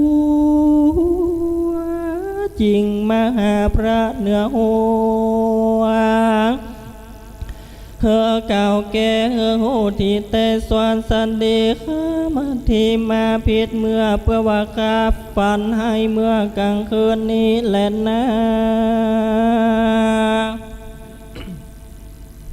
เตนางอีนั้นเมื่อนั้นพระมหาสัจเจ้าจริงถามว่านางนอนเอาฝันฉันได้จุงแก้ไขแต่ไปนอกตีข้างขอกศาลาปุนเตอนางมาที่จริงเล่านิมิตเก่าอันตนฝันแก่พระนักธรรมนั่งเก่าเฮือพระบาทเจ้าฟังดูนั่นแลเหมือนนานพระมหาสัจเจ้าจริงถือเอานิมิตกำฝันเจ้าก็หากไปตันโดลอดโดยพระญาโยดเมธีว่าตาหน้าปาลามีจากบัวลามุนแก่กูเท่าในด่านดาวหิมาปานนิเลวันพวกเจ้าลอยวาญาโจกจะเข้ามาสู่คอเอาลูกเกี่ยวกูตั้งสองเปิงมีจะแลกันเต้าแขวดกฎหมายหูแล้วตนแก้วจริงกันนิ่งดวงว่ากูจากลมเล่ายังนางหนุ่มนาวลาเจอมาทิ้งหือคืนดีเมื่อก่อนแล้วสู่ลูกแก้วกูตั้งสองแห่งนางเตอพระมหาสัจเจ้า ลำเปิงดังนี้แล้วตนแก้วจริงเล่าลมนางว่าโดรานางเมื่อก่อนนางเคยนอนบนตีนนอนอ่านสะอาดโดวิลาเดืองไหลเจือไปโดยศาสตร์อ่อนกามตังพาผ่อนก่อนเจ้าสุลีนองเล่านาดน้องทะลงขังยองจังการเคยกินอาหารหลายหลากจีนป่ามากดำนาใส่ผ้าจันนากำแดงแปงกาบัดนี้นางมาอยู่ในป่าดงแม่ก็มาทะลงนางเสือหลายสนทีนอนเหนือตีนดินได้ตุกเลือเลยเดือดไหมกินลูกไม้ใส่เนื้อตองนอนเนื้อดินได้บ่มีศาสตร์ใบไม้ลาดห้องนอนมือตังมอนสอนเก่าเป็นตุกจิ้มเจ้าจอมพังล่องวานทาดนางความเขือกอารมณ์เหยือกปูนนะกูแม่อย่ามัวโศกเศร้า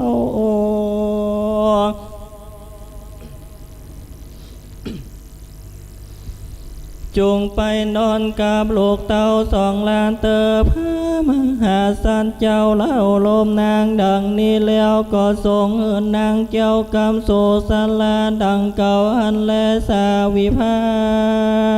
ต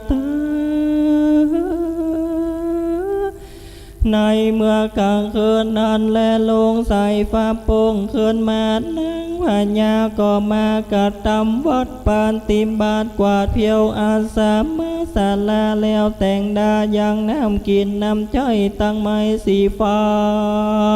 นและน้ำสวยนาเฮือพระเจ้าฟ้า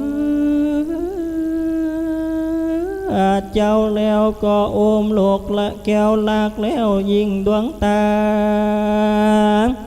จริงจันจากับโลกเต่ากระหม่อมเจ้าแม่ตังสูงสาลีบัวตองโลกลักแม่คืนนี้แม่ฝันให้เต้นดีลีสองสลีลูกเต่าจูงอยู่กำพระบาทเจ้าอย่าใจไกลลูกใส่ใจอย่าได้พระมาจูงเล่นอยู่ไกลพระบาทให้ละสีเตอวาอานแล้วก็โอมเอาลูกแก้วแห่งตนไปฝากพันตาสัมปนเจิงเจ้าอันอยู่เฝ้าภาวนานางจริงจันจาซึ่งพระบาทว่าเจ้าอย่าได้ประมาทในโลกสองลางการนางพญาสั่งแล้วนางแก้วก็ถือเอายังเสียมกันหลอกเสียมกันบังจอดการเช่าสอดโดยคันลีแล้วก็นี้ไปหาโลกไม้เนี้ยลองก็เนี้ยนี้ไปน้ำตาไหลจากเบา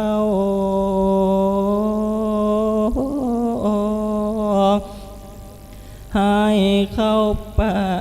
ดงไผ่วันนั้นแลตันตาจูจะโกดในกาลานั้นโจดจังกะพามโปดเท่าตื่นลูกเจ้ากินง่ายมันสะไปทงคมเต้าพามเท่าก้อยลงมานิจากผ้าปากข้ามกินน้ำอิ่มเปียงใจมันก็คันนิ่งในใจโลดลอดว่านางเต้ายอดตีวีจึกหนีไปสู่ป่าแล้วละลูกแก้วอยู่ศาลามันก็เตียวไปโดยมกาอันใหญ่พรามเท่าก้อยไตไปตามเขาสู่อารามป่าไม้ตีพระเงาไทยโยการตำธรรมวันนั้นแลตั้งสุดตัวมหาสาธุ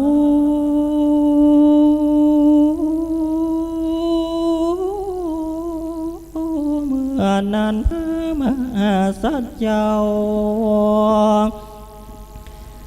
ได้ยินพรามเท่ากล่าวขอนตาลมีใจบานจมจื่นใจต้องตื่นโดยยินดีเหมือนดังตันเศรษฐีผู้มีใจศรัทธาใจปฏิสถานต่าง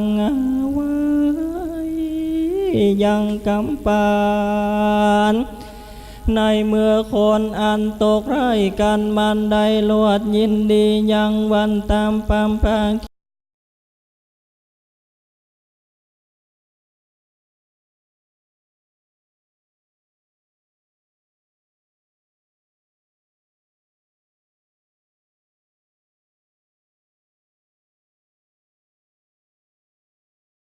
ิลีในเมื่อพระยาเวสันตลลาดเป็นเจ้าจาดลานจะมีสันธาเลิศแล้วจริงได้ห้องร้องลำให้เล่โลนโอยโนอินโดสองกุมันเจ้าปอโกเฮแล้วก็ปาลามีธรรมบัดนี้พรามใจดำมากำจัดต่อหน้าเป็นดังคาเก่าใจเกิดกลางเฮือนมันบัดนี้ตาวันลงลามห้อยกากา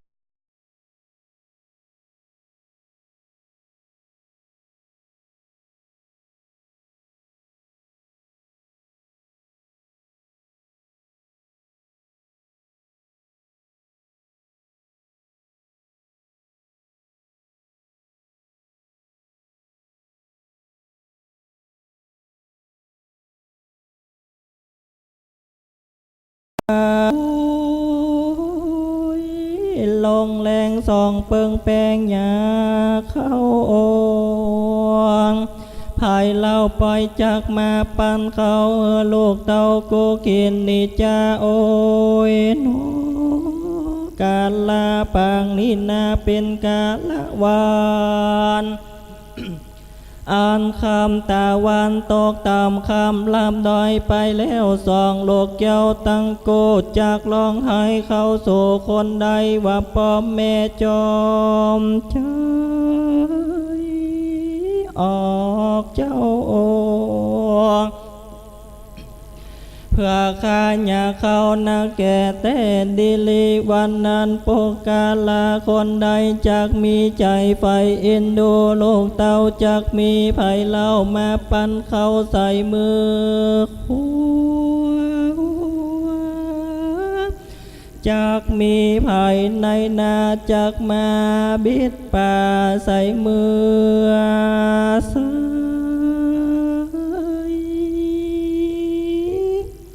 จากเรียกลูกเอ้ยอ้ายป่อว่ามา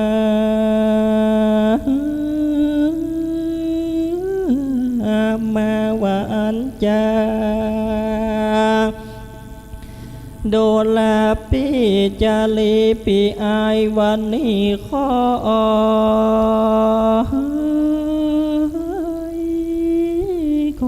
มาถูกต้องโต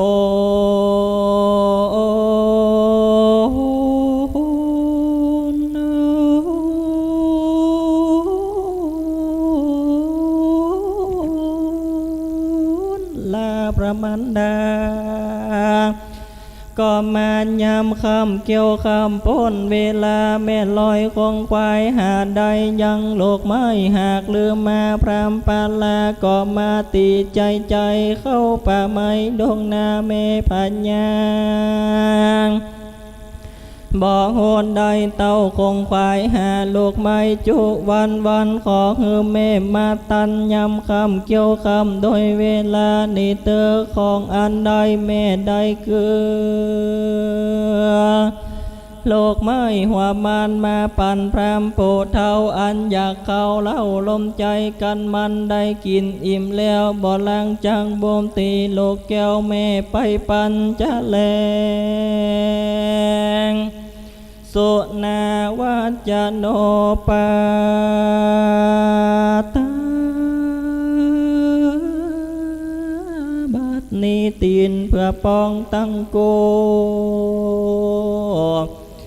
เจ็บเลือดโยบไปในพรามจังไรจุงกว่าเข้าป่าไม่ไปปันจะแลสุจนาวัตอานุปาตั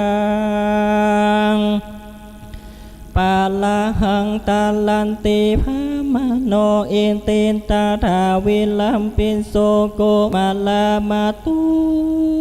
กิตติโนภิกขเวงโดลาเพโคนตั้งหลายอันนี้นิยายจะเก่าถึงสองกุมารเจ้าอันพรามเท่าผูกปาไปตีหลังใส่จำกว่าตีตอนหน้าพ่อละจางปนโคนนา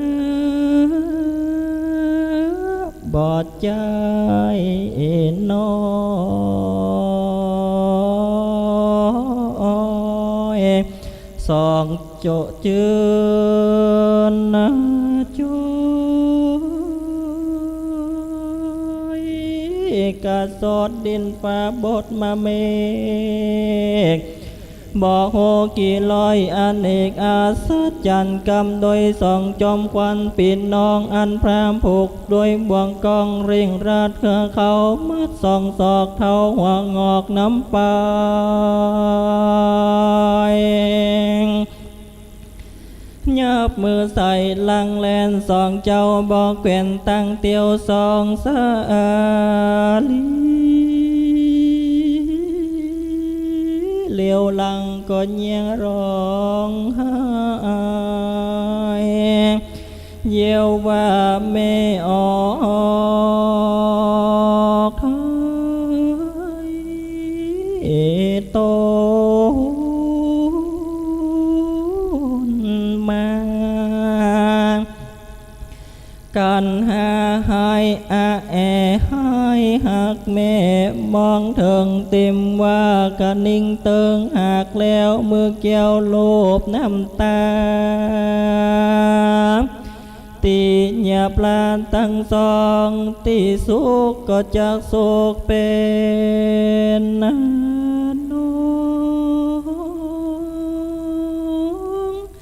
ตีป้องก็ป้องเป็นน้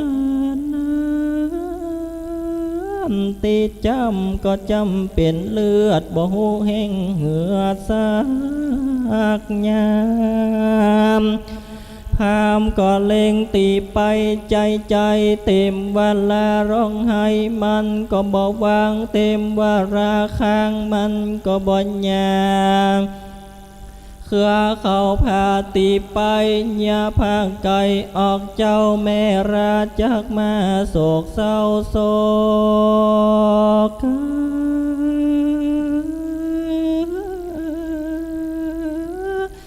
หน้าตามองเรือพรากภาวาราปีน้องได้ปานปากไก่ตาแม่ลาจักมาหันสาลาอันเปล่าอันลามจักมาเลงแล้วอดเล่านอนเลงได้แม่จักมาปลายหน้ามาตาเสียบบ่ขาดเพราะว่าบ่ได้หันนานนางน้องนาดกันนะ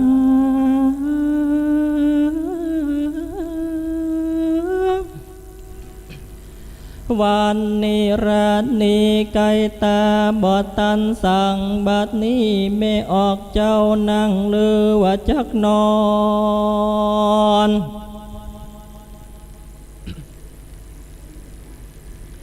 สองโพธรให้อาแอให้หักแม่ไป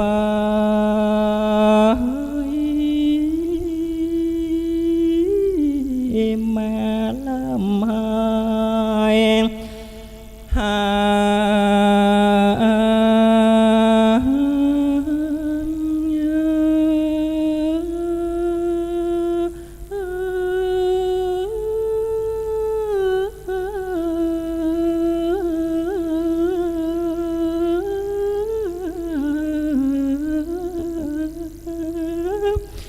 จะใจแก่ป่า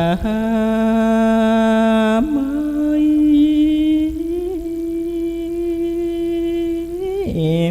หิมา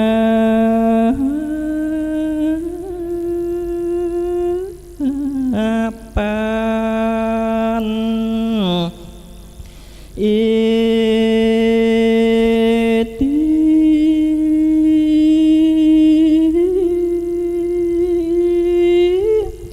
โวตตปะกาเลนะก็มีโดย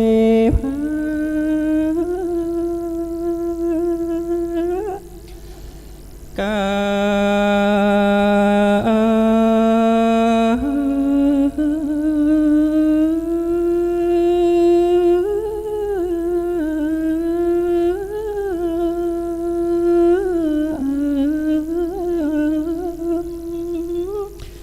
ดังกล่าวมานี้แลนะ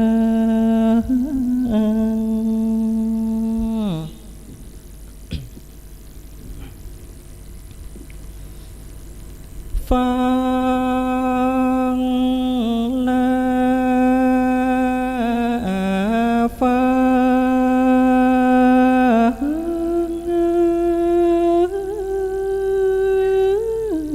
งละโมลาสัทธา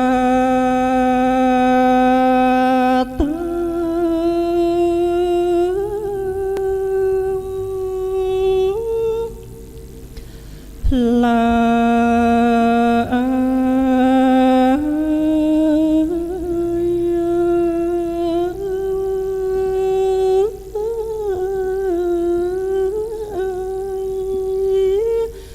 ตั้งยิ่งใจนุ่มเท่า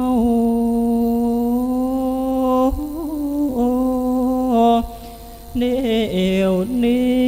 พอสมควรแล้ว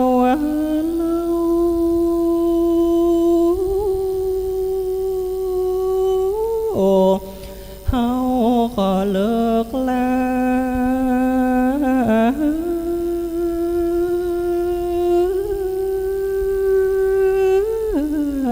ไปขอโอยปอนมหาโมลสัทธาตัง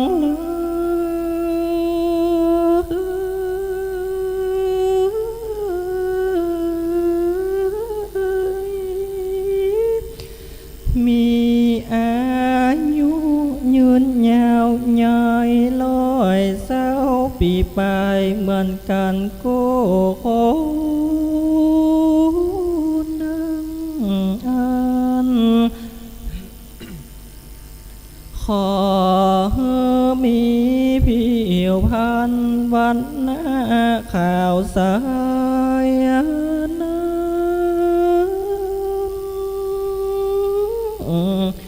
เหมือนดังต้อ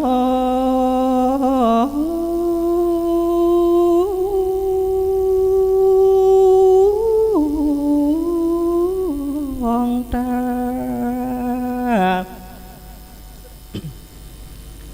ขอ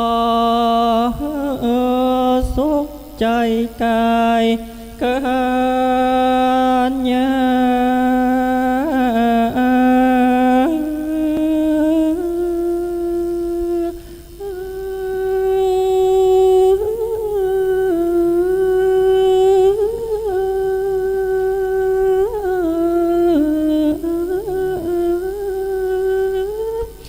กำลังนั่นนาเหมือนจ้างปังปายสานตัวเอกอ้างขอมหาโมลาสัทธาเจ้าวาจา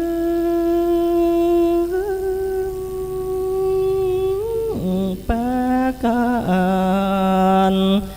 เสพแสงเพื่อปำเป็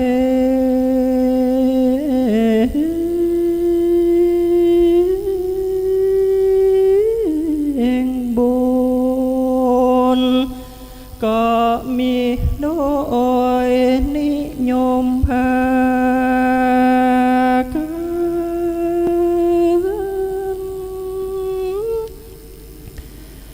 ดังกล่าวมานี้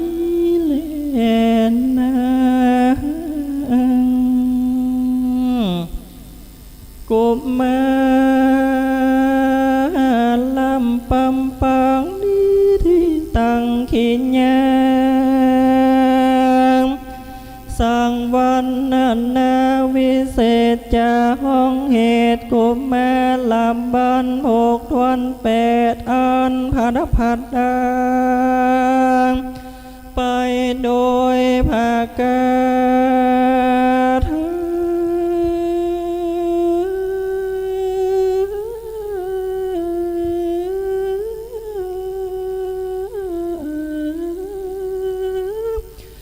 ว่าได้ลอยเนื่องภาการหาก็บังคมสมเลสเสด็จสาธุสาธุสาธุพ่อแม่พี่น้องที่ฟังอยู่ต่างบ้านขึ้นพระพุทธศาสนา 104.50 เมกะเฮิรตซ์และ 96 เมกะเฮิรตซ์ขณะนี้แล้วก็ชมไลฟ์สดทาง Facebook ก็ดีสำหรับรับฟังจบไปทำกุมารบาล101 พระคาถาพระปริญญานะครับวัดป่างิ้วคนเกิดปีมะแม่เรียบร้อยไปอีกผูกหนึ่งนะครับลำดับนี้ไปเรียนเชิญนะครับคนที่เกิดปีมะแม่ออกมาทางด้านหน้าจะได้นบน้อมถวายบูชากันเทศกันธรรมพ่อแม่ศรัทธาทุกท่านวันนี้เรากินเราทานกุมารบาลอานิสงส์ผู้ใดฟังความนี้ย่อมแล้วก็บูชาธรรมนี้ย่อมประสบแต่ความสำเร็จในสิ่งที่สมปรารถนาขั้นตายไปจะได้ไปเกิดในสวรรค์ชั้นฟ้าพระศรีอริยเมตไตรมาอุบัติเกิดขึ้นเป็นองค์พระสัพพัญญูพระพุทธเจ้าองค์ที่5ในพระกัตที่31นะครับก็จะได้มาฟังน้ำฟังธรรมแล้วก็สู่นิพพานสืบไปนะครับสำหรับพระศรีอริยเมตไตรตามตำนานเขียนไว้ว่าเป็นตอนนี้เป็นมหาบุรุษเทพอยู่องค์หนึ่งอยู่ในสวรรค์ชั้นฟ้าผู้เป็นใหญ่จะได้มาเกิดขึ้นเป็นพระพุทธเจ้าทรงพระนามว่าพระศรีอริยเมตไตรนะครับประวัติมีความเขียนประวัติก็เขียนมาด้วยความเชื่อความตั้งมั่นในพระพุทธศาสนาพันลกัปที่31พระพุทธเจ้าพระสมณโคดมเจ้าพระโคดมองค์ที่องค์ที่29นะครับลำดับนี้ไปเรียนเชิญคนที่เกิดปีมะแม่พระธาตุประจำปีเกิดพระธาตุโดยสุเทพนะครับว่าคนใดเกิดปีมะแม่เพราะว่ามีจิตใจเตื้องมั่นยึดมั่นในพระศาสนาเป็นที่สุดนะครับและคนที่เกิดปีมะแม่ยิ่งเกิดวันพัดเพราะว่ามีสติปัญญานักมีความเฉลียวฉลาดแล้วก็ยึดมั่นในพระคำสั่งสอนนะครับคนเกิดปีมะแม่มีความเชื่อมีความเลื่อมใสในพระพุทธศาสนาแล้วก็ให้หอมยกประเคนด้วยนะครับประเคนหมดเลยนะครับวันนี้ศรัทธามาวัดโลกโมลีงามทั้งตัวและงามทั้งใจคนที่อยู่บ้านก็งามใจงามตัวลำดับต่อไปจะปีวอกเนอคนเกิดปีชะตาปีวอกปีลิงเดี๋ยวรอสักครู่อันเทศการทำบูชาให้หมดเลยนะครับวันนี้พระคุณเจ้ามานะครับเทศนาธรรมศรัทธาที่อยู่บ้านพนมมือขึ้นสาธุสาธุสาธุตั้งใจครับผมตั้งใจหยาดน้ำไหมตาลอุทิศส่วนบุญส่วนกุศลโอ้พานักเทศเสียงม่วนมันแล้วเนอะท่านพระครูปราทีนวัดยานสิทธิวาทีนิมนต์ครับผมปอนก่อนนะครับ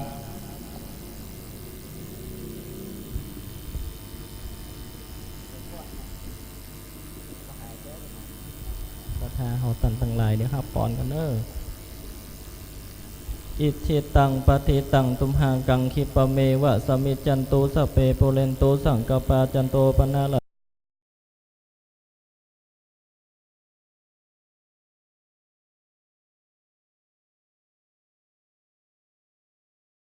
โสยธามณิโจติละวังหนตุสัมปติชามิดีและอาจารย์ในติคากาละวันนี้ก็หากเป็นวันดีสลีอันวิเศษเหตุว่าปาเวณีเดือนยี่เป่งตั้งทำหลวงเทศมหาจาตุก็มาจุจอดรอเทิงตึงตันอย่างเราเจ้าข้าตั้งหลายก็บ่ได้ละสิยังหีดบ่ได้รีดสิยังตำนองกองปาเวณีอันอริยสัพพุริสเจ้าตั้งหลายจริงได้ปากันสนองคงควายโต๊กแต่งแปลงพร้อมน้อมนำมายังมาตุปุภาละมาลาดอกไม้มาน้อมไว้ปูจาพระติทไหลรัตนาผันเพวปะเกี่ยวเจ้าตั้งตามประการโต๊กแต่งยังถูกเตียนงามเข้าตอกดอกไม้ลำเตียนจตุปัจจัยไตยวัตถุตามาปูจาอันใหม่มีตั้งเจ้าภาพนางมณีวิไลนายจักรธราทิพย์นางสาวกมลชนกชัยสุภาริตนิมิตนางสาวนิชารีฉันทพจน์ได้น้อมมานำมาถวายพร้อมโดยคณะศรัทธาต่างหลายมาปูจายังพระธรรมเทศนาเนื้อมหาชาติกันทวน8ชีวกุมารบันตนตัวแห่งผู้ข้าก็ได้เทศนาปริปุณนางเมเลี้ยวกรรมกรรมผาธนาแห่งตนตัวแห่งเจ้ามุลศรัทธาต่างหลายจุงได้ลำงับดับหายเสียงตุกโศกโรคภัยมารอุบาทจุงวินาศกากาดับหายจากกายตนตัวครอบครัวญาติมิตรกนานาสลีติขาเกิดอันใดสมใจไฟอ้างจุอย่างจุประการเพื่อประกอบไปโดยอายุปีอายุเดือนอายุวันอายุยามโจกปีโจกเดือนโจกวันโจกยามเป็นไปใจเป็นติใกล้เกณฑ์ในหลับปานธรรมนั่นจุงจักมีเจยะสิทธิตนังลาพังโสติปะกัญญังสุขังพลังสิริอายุจวันโนจะโภกังอุติจยสวาสตวัสสาจะอายุจะชีวสิทธิภวันตุเตภวะสปีติโยวัจันตุสัพพโลโกวินัสตุมาติภวะตวันตรายโยสุขีติคายโกภวะอาภิวาตนาสีลิสนิจังวุรธาปัจจยโนจตารโลธรรมวรทันตุอายุวันโนสุขังปะลังสาธุสาธุสาธุวันตามิพันเตสัมปังอาปะลาตังกามันทะเมพันเตมยากาตังปุญญังสามินาอนุโมทิตัมมังสามินากาตังปุญญังไมหังตาตาปังสาธุสาธุอนุโมตามิจยตุภวังจยมังกลังจยลาพังภวันตุเตจตารโลธรรมวร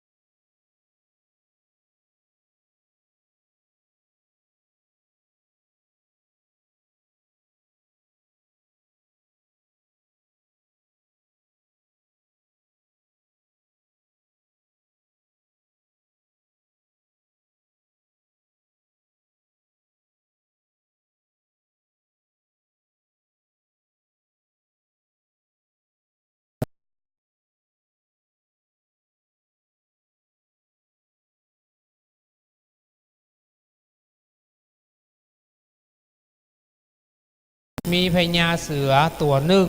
พญาราชสีห์ตัวหนึ่งมาขวางทางถ้าบ่มาขวางทางพระเวสสันดรก็จะปรับปั้มเปล่งโพธิญาณบสำเร็จเพราะฉะนั้นพญาเสือสองตัวเนี่ยนะครับพญาเสือตัวหนึ่งพญาราชสีห์ตัวหนึ่งนะครับ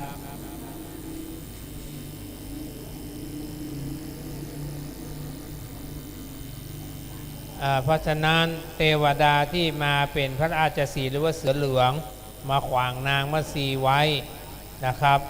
เมื่อพระพุทธเจ้าได้มาเกิดขึ้นเป็นพระพุทธเจ้าได้เสือเหลืองเนี่ยก็ได้มาอุบัติเกิดขึ้นเป็นพระอุบาลีมาฟังธรรมพระพุทธเจ้านะครับแล้วก็เทวดาราชสีห์ก็มาแม้เป็นพญาเสือเหลืองมาเป็นพระจุลนาคพญาราชสีห์มาเป็นอุบาลีพระอุบาลีเป็นพระสงฆ์ในพระพุทธศาสนาเป็นลูกศิษย์ตถาคตทั้งสองนะครับเพราะฉะนั้นในพระเวสสันดรมีบุคคลสำคัญนะครับที่ตายไปแล้วในพระเวสสันดรได้มาอุบัติเกิดขึ้นในพระพุทธศาสนานะครับมีเยอะอย่างเช่นชูโชคพามเท่าตายไปละพระพุทธเจ้ามาเกิดก็มาอุบัติเกิดขึ้นเป็นพระเทวทัตถูกสุดท้ายก็ถูกธรณีสูบนางอมิตตาให้ได้กันหาชาลีมาเป็นข้ารับใช้เมื่อตายไปละเกิดมาแห่มจาตุนึ่งเกิดเป็นพระนางจินจะมหาพระนางจินจะมหานวิกาอันนี้ก็ถูกแผ่นดินสูบเหมือนกันนะครับใกล้ๆกับชูชกเหมือนกันนะครับเพราะฉะนั้นพราหมณ์เจตบทนี่บอกต่างเนี่ยมาเป็นพระชันนะเถระตอนนี้ท่านพระครูปราทินวัตรมาแล้วขึ้นธรรมาสนะครับลำดับนี้ไปเรียนเชิญคนที่เกิดปีวอกปีลิงนะครับมีเจ้าภาพคุณณัฐพรปัญญาคุณอาภรปัญญาคุณจำลองปัญญามิสเตอร์เชียเชียงลีนะครับตอนนี้พร้อมแล้วคนใดเกิดปีวอกออกมาด้านหน้าเลยนะเดี๋ยวก่อนพระธาตุประจำปีเกิดคือพระธาตุนครพนมนะครับวันนี้ไม่ต้องไปนครพนมนะมาวัดโลกบุรีถูกต้องละจุดเลยครับผมศรัทธาคนเกิดปีลิงปีวอกนะครับมาพร้อมกันเลยมีอีกไหมมาเลยครับตั้งใจจุดเทียนส่องธรรมอาทิกัลยานางามในเบื้องต้นกุศีลมัชเชกัลยานางามในท่ามกลางคือสมาธิปาริโยสานะกัลยานางามในที่สุดคือปัญญาศรัทธาที่อยู่บ้านก็ตั้งใจตั้งโสตาปัสสาถือเป็นเอกฟังขึ้นพระพุทธศาสนาเจ้าหน้าที่ลั่นกองจุ่มนุมเทพเทวาอารักษ์พระอินทร์พระพรหมพระยมพระการเสื้อวัดเสื้อวาเสื้อบ้านเสื้อเมืองเทวดาเจ้าข้าอันเจอณบัดนี้อินติมินตังมันทิการทวนกาวจะถึงนอนเนานามาล่ำเปิงวินบอนยามเมื่อนางไปล่าดงดอนหาพวกไม้ในลูกมันแก้วแก่นไทยพระราชาจอมเจือเงาได้เงือลูกเต้าเป็นตาลก่อนที่นางนงคานบ่อยู่แห่งห้องเดินต่างแต่งตองอรัญญาเมื่อนางมาก็ลำให้วิงวอนเสาะหาลูกแก้วแก่นไทยหนอทรงองค์นางฝ่ายปอดันดาวรับบาทไทยวิสันตาลาดดองดอนนับคาถามีบอกขาด90 บาทบาลีบัดนี้ผู้ขาต่างหลายอันจุ่มนุมกันอยู่ในอารามวัดโลกโมลีใหญ่กว้างนาตตินีขอนิมนต์ลูกศิษย์พระมุนีนามว่าท่านพระโคปรันทีนวัญญาณสิทธิวาทีตูนะผ่านแผ่วขึ้นนางธรรมาแถวเตสนาธรรมผู้ขาต่างหลาย กาสวาตุเจ้าได้ใส่ลาบัมตั้งกาบเก่าและกาบไปศรัทธาผู้คาต่างหลายนะขอยกมือโขมกราบดาฟังอนุกรรมปิมังปะชังอาลาธานังกาโลมังโส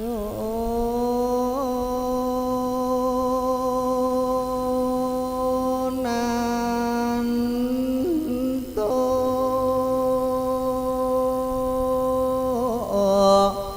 โห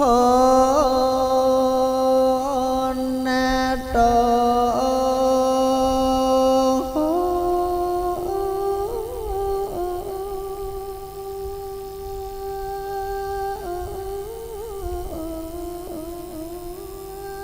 ฟัง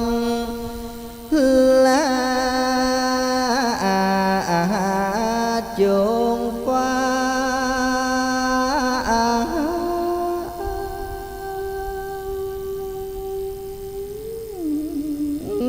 ละมหาโมลสัทธา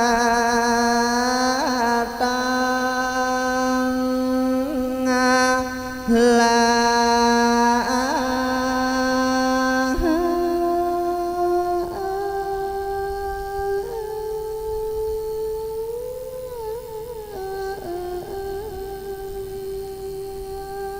ตั้งเด็กขายิ่งใจ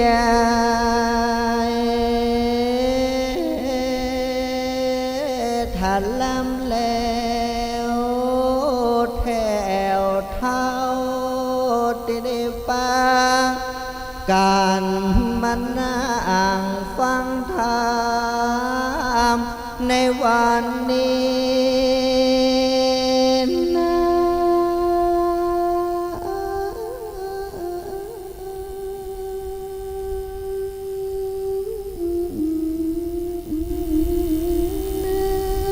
ขอ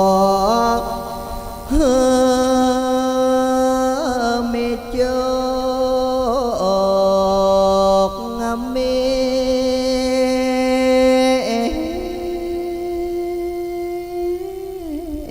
ใจอาตมามอนนาง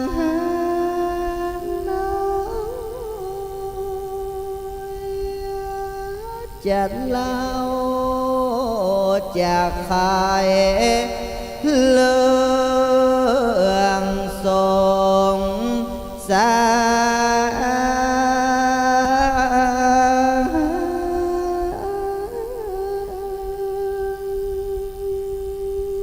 อันว่าสงสารนี้นั่นเล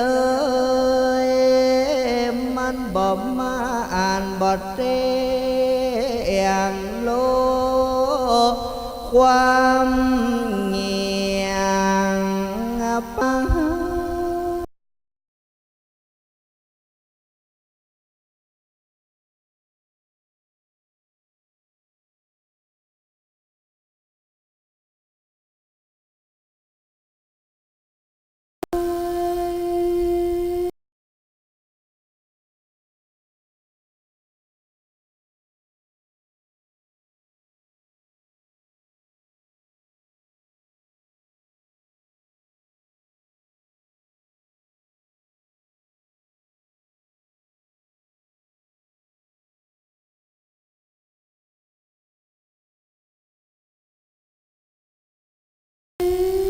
มา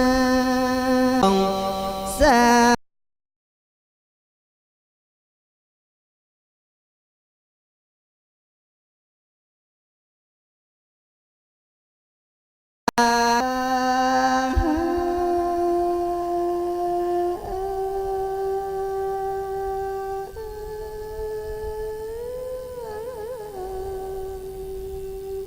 บ่มีภัย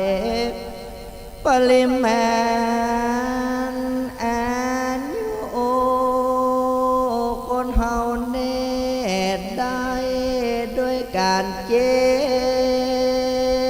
เป็นเมื่อคายสัพพโลกงานละ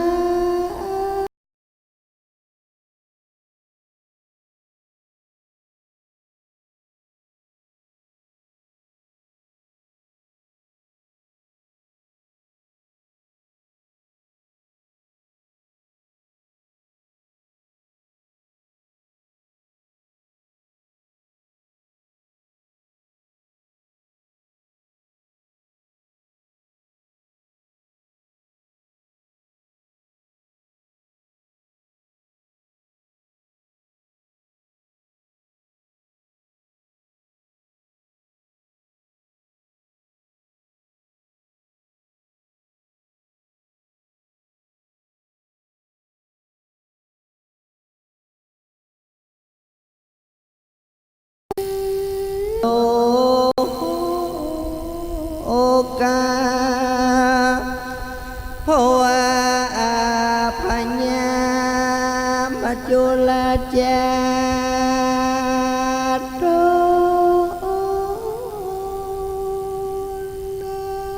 แก่กามันบ่เล็งขอหน้าแห่งโค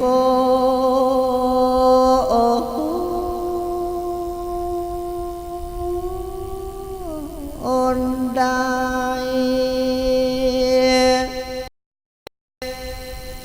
เฮือตาอ่านตาลา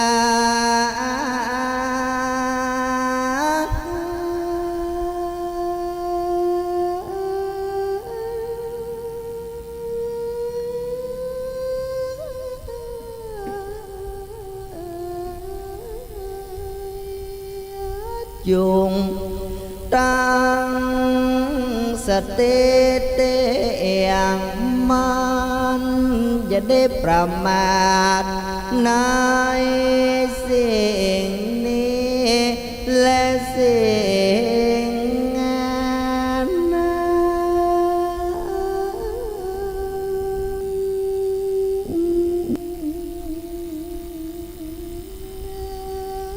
ก็จะได้ความสำเร็จและสุขใจเหมือนกันจุนโค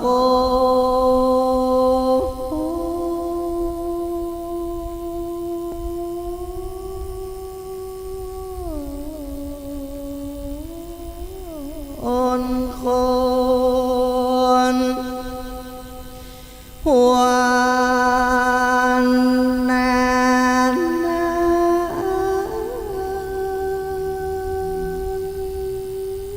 แล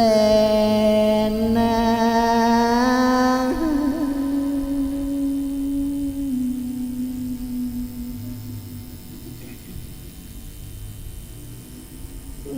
นะโมตัสสะภะคะวะโตอะระหะ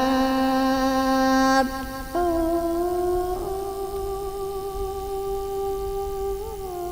สัมมาสัมพุทธัสสะญาณปันตังลัญญมังอาภะเวงอนนาเตโตพระมานาสะเปญญาโปเตสุ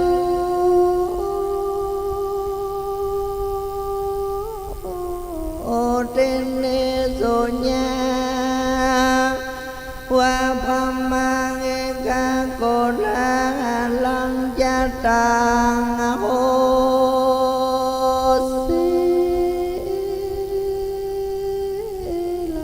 ดามธรรมเทศนามาเถิงมันเทกันต้นเก้าวันพระพุทธเจ้าอักเทศนามาส่วนว่าปัญญาสัพพัญญูตัญญานันพระเสริฐนันพระโพ Thế gian cháu tồn lâm lơ đạc ba đà năng âu bì nhà bồ đề su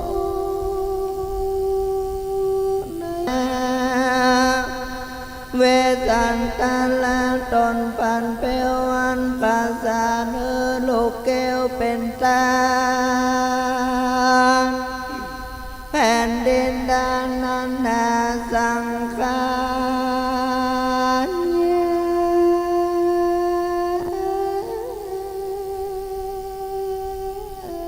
ว่าได้ส่องแสง40,000 โยชน์จะนั่งกันนาก็มาลองกองวันไหวคันหนึ่งอันเดียวถลาบโต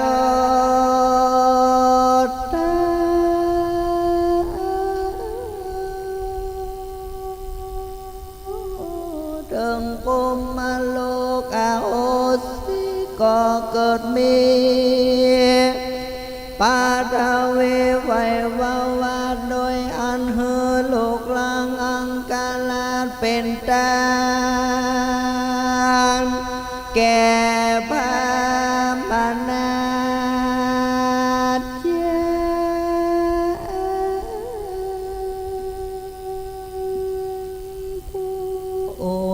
โออันคมมาตา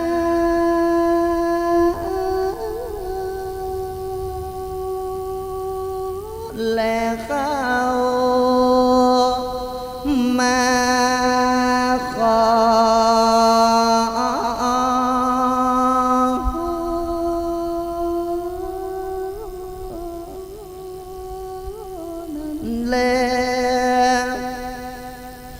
เทวดาตั้งหลายมนต์หมู่ตนนาโยหิมมาปานได้ยินเสียงสานพิลาบสะอื่นแอบน้ำตาควนกุนนาใจน้อยแห่งยอดซอยสองสักลีคือจะลีงามเลิศแล้วกำนางดอกแก้วกันแฮ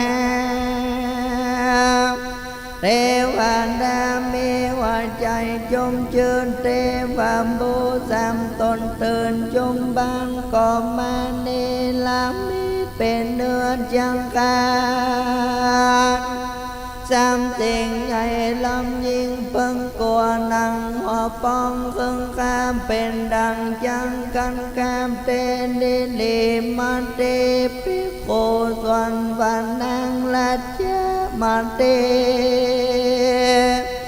สาเลเยาวญอดนางขานิ่งลอดกำปานปูนาสะจันเป็นโตดปันไลโสดแทนเดนเดกวนกูราชามาเตหาเฮืนได้ยังหัวมันแลลูกไม้กูจังปันเมื่อโสดนายแก้วโกสาลาเลียบเดินนางมาเตมิต่อนางสารล้อนลายปั่นไปมาชีน้ำตาเยื่อใจนางก็มาลองลำให้ไปมาเข้าไปสู่ศาลายดยิงนางเต้าจริงปดดองกาเจ้าองอันใส่ลูกไม้หอยบ่าวไฟเปื้อนจังจานนางก็มาเล็งหันปานางทำตนปมโบกไว้นาโลเจนจาบอกหันสองพุทธาโลกแก้วนางมาเตพันเตวก่อนซ้ำลองหายทานนาเจ้า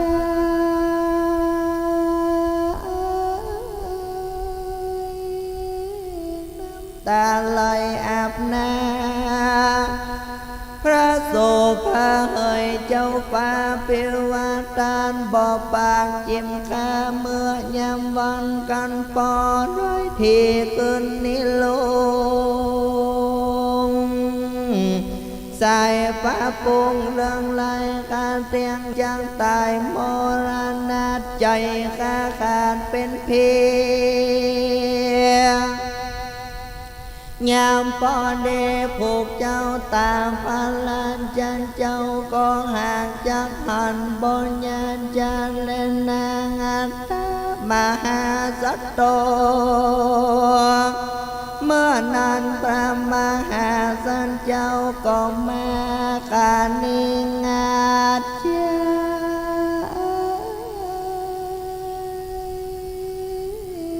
อมาเต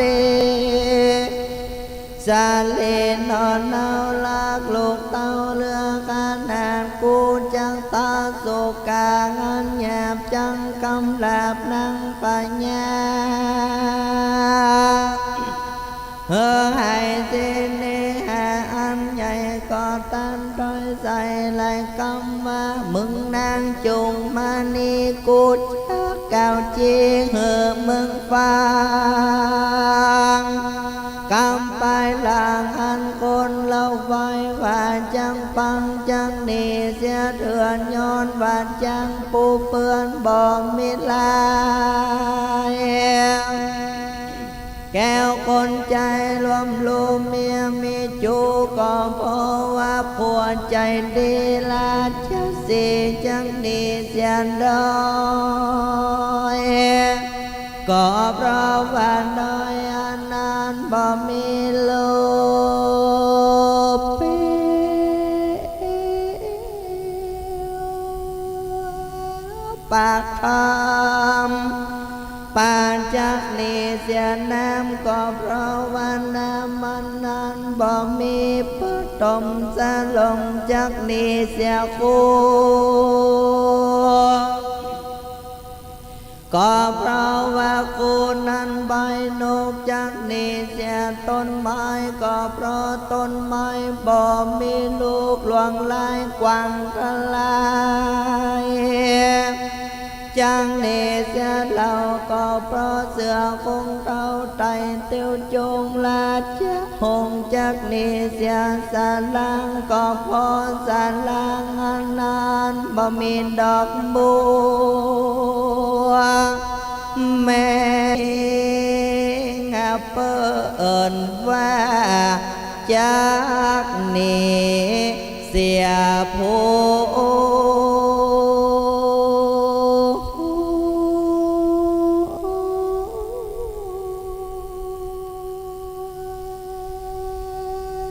ก็เพราะว่าผัวกิลอยหาเข้าของบัดได้แม่ยิงงานล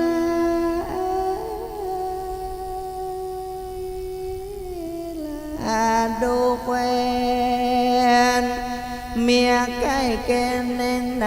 ก็เพราะว่าผัวหมดจางเบี่ยงบายแล้วคงควายกำโบราณคนตั้งหลายกะไว้ก็มาได้แก่ตอนกูนี้และนางเฮยโมละสถาตานตั้งหลายจุงก็โอดใจละฟ้า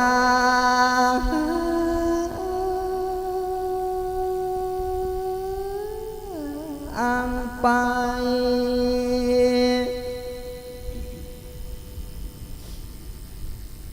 ขอยกมือวานขอสานมือไหวกับแตบไตไวสาปูจาคารวะอย่างพระบทพระบาทพระเจติยธาตุเจ้าเจดีย์พระบรมสารีริกธาตุ ทั้งพุทธปิมปาสาหุบเจ้าตึงองค์เก่าองค์ใหม่องค์ใหญ่องค์น้อยทะปนาตั้งไว้ยังวัดโลกโมลีทานันดรวิเศษตตินีกราบถวายความเคารพนอบนบปุจจาในเมตตาปรมีธรรมของอาจารย์ท่านพระครูไพบูลย์เจติยานุรักษ์ประธานสงฆ์วัดโลกโมลีผู้ช่วยเจ้าวาดวัดพระธาตุดอยสุเทพราชวรวิหารพร้อมทั้งท่านพระครูสิริเจติยานุการรอง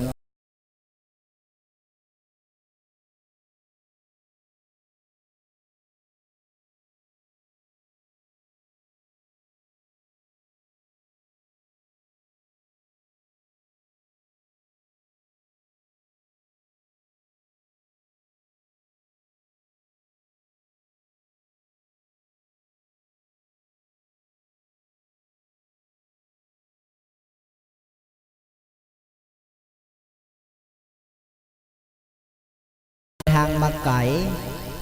เพราะกล่าววันนี้นี่ขอโอกาสครูบาอาจารย์บอกว่าจะเป็นอาจารย์ท่านพระครูไพบูลย์อาจารย์พระครูสิริเจติยานุกูลว่าวันนี้ลูกตุลูกพระนี่มันล่ำอยู่วัดได้ออกวัดตั้งแต่เจ้าแวะเข้ามาเตะอันนี้แวะเข้ามาเตะนะเดี๋ยวจะออกไปเตะวัดพวกจ้างแล้วก็จะซดไปเตะวัดสีดอนใจวันนี้มี7 ตีนะก็เต็มตีญาติโยมท่านทั้งหลายเสียงดีอย่างนี้ต้องอนุโมทนากับแม่น้อยปริญญากจรแม่คำมาแม่ทองเนอะได้ช่วยกันถวายน้ำมะนาวแต่เจ้าจิบเอากำน้อยตะกี้ไปเตะสันโดยสเก็ตปะโถเกือบไปแล้วตะกี้เตะไปตัวกระเจ็บต้องไปตัวกิวต้องขนาดตะกี้นี่นะ ให้ย้อนน้ำมะนาวแม่น้อยฮะนะแต่ก็ดีช่วยให้เสียงดีขึ้นจัดหนักแต่ว่าไปเตะวัดพระสิงห์มาได้เรื่องวันนี้ถือว่าโอเคต้องอนุโมทนาก็ว่ามันตื่นเวทีกับโหนะเสียงมันเลยดีมันมีตื่นเวทีกับ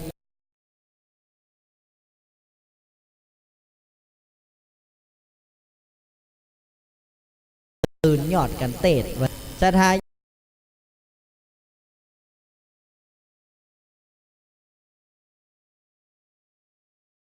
ญาติโยมท่านทั้งหลายในส่วนพระธรรมเทศนากันนี้ที่จริงจะเทศให้มันจบไปเหี่ยก็ไม่ใช่เรื่องเพราะว่ามันก็เป็นเรื่องที่ง่ายอยู่หมอกจะเทศให้มันจบเพราะว่าแหมบักกี้ใบก็จบละแต่ถ้าเทศให้จบแล้วก็กลัวญาติโยมบ่ได้สาระธรรมเพราะฉะนั้นวันนี้ก็ถือโอกาสเพื่อมันได้ทั้งอรรถรสในการรับฟังคือได้ฟังสัทธสำเนียงได้ฟังเสียงความเป็นอัตลักษณ์ของพื้นบ้านล้านนาบ้านเฮาควรที่จะช่วยกันรักษาอนุรักษ์ไว้โดยญาติโยมสาธุชนอันเป็นที่ฮักยิ่งบ้านเมืองเฮานี่ถือว่ามีอัตลักษณ์มีเอกลักษณ์มีวัฒนธรรมมีประเพณีมีตัวหนังสือมีทุกสิ่งทุกอย่างเป็นอัตลักษณ์ประจำเมืองเชียงใหม่โดยเฉพาะภาษาที่สื่อออกไปทำนองต่างๆจ้อยกาบข้าวกะโลงตั้งหลายเหล่านี้ต้องช่วยกันอนุรักษ์รักษาไว้เพราะแหมหน่อยมันจะหมดจะเสี่ยงไปวันนี้ลูกตู้อาตมาภาพก็ตั้งใจเทศอย่างเต็มที่ฉลองกุศลเจตนาท่านเจ้าภาพที่มันดังในซุ้มก็ดีที่มาร่วมกันรับฟังในวันนี้พระธรรมเทศนาลำดับลำดาต่อจากกันที่8มาพจน์กันที่9ในกันนี้พร่ำพรรณนาถึงความรักของผู้เป็นแม่จะตายก็ย้อนลูกญาติโยมท่านทั้งหลายเรื่องราวเป็นอย่างใดอย่างที่ทุกคนทุกท่านได้สดับรับฟังมา ว่าพระแม่มาทีเข้าสู่ป่าไม้แต่ก่อนจะเข้าสู่ป่านั้นเมื่อตะคืนพระแม่มาทีนั้นฝันร้ายฝันว่ามีคนสีผิวดำห่างใหญ่ทะลงผ้าคาดสีแดงทัดดอกแดงตึงสองหูในมือนี่ถือมีดตยมายับเอาตัวพระแม่ยังบาดเจ็บเพียงแค่ยับเต้าอันกกเอายังแขนซ้ายและแขนขวากรีดเอายังหัวอกจกเอายังหัวละไทยควักเอายังนายเนตรคือแก่นตาทั้งสองข้างแล้วแล่นเข้าสู่ป่าไป ปุโธธรรมโมนับตั้งแต่เกิดมาเป็นคนบ่เคยฝันอย่างนี้กำเตื้อกำฝันนี่ช่างเป็นกำฝันที่น่าสยดสยองเป็นกำฝันที่มันน่ากลัวเหลือเกินญาติโยมท่านทั้งหลายมาดแม้นว่าอยู่ในหัวราชวัตรมนเทียนก็ย่อมจะสามารถห้องปุโรหิตาจารย์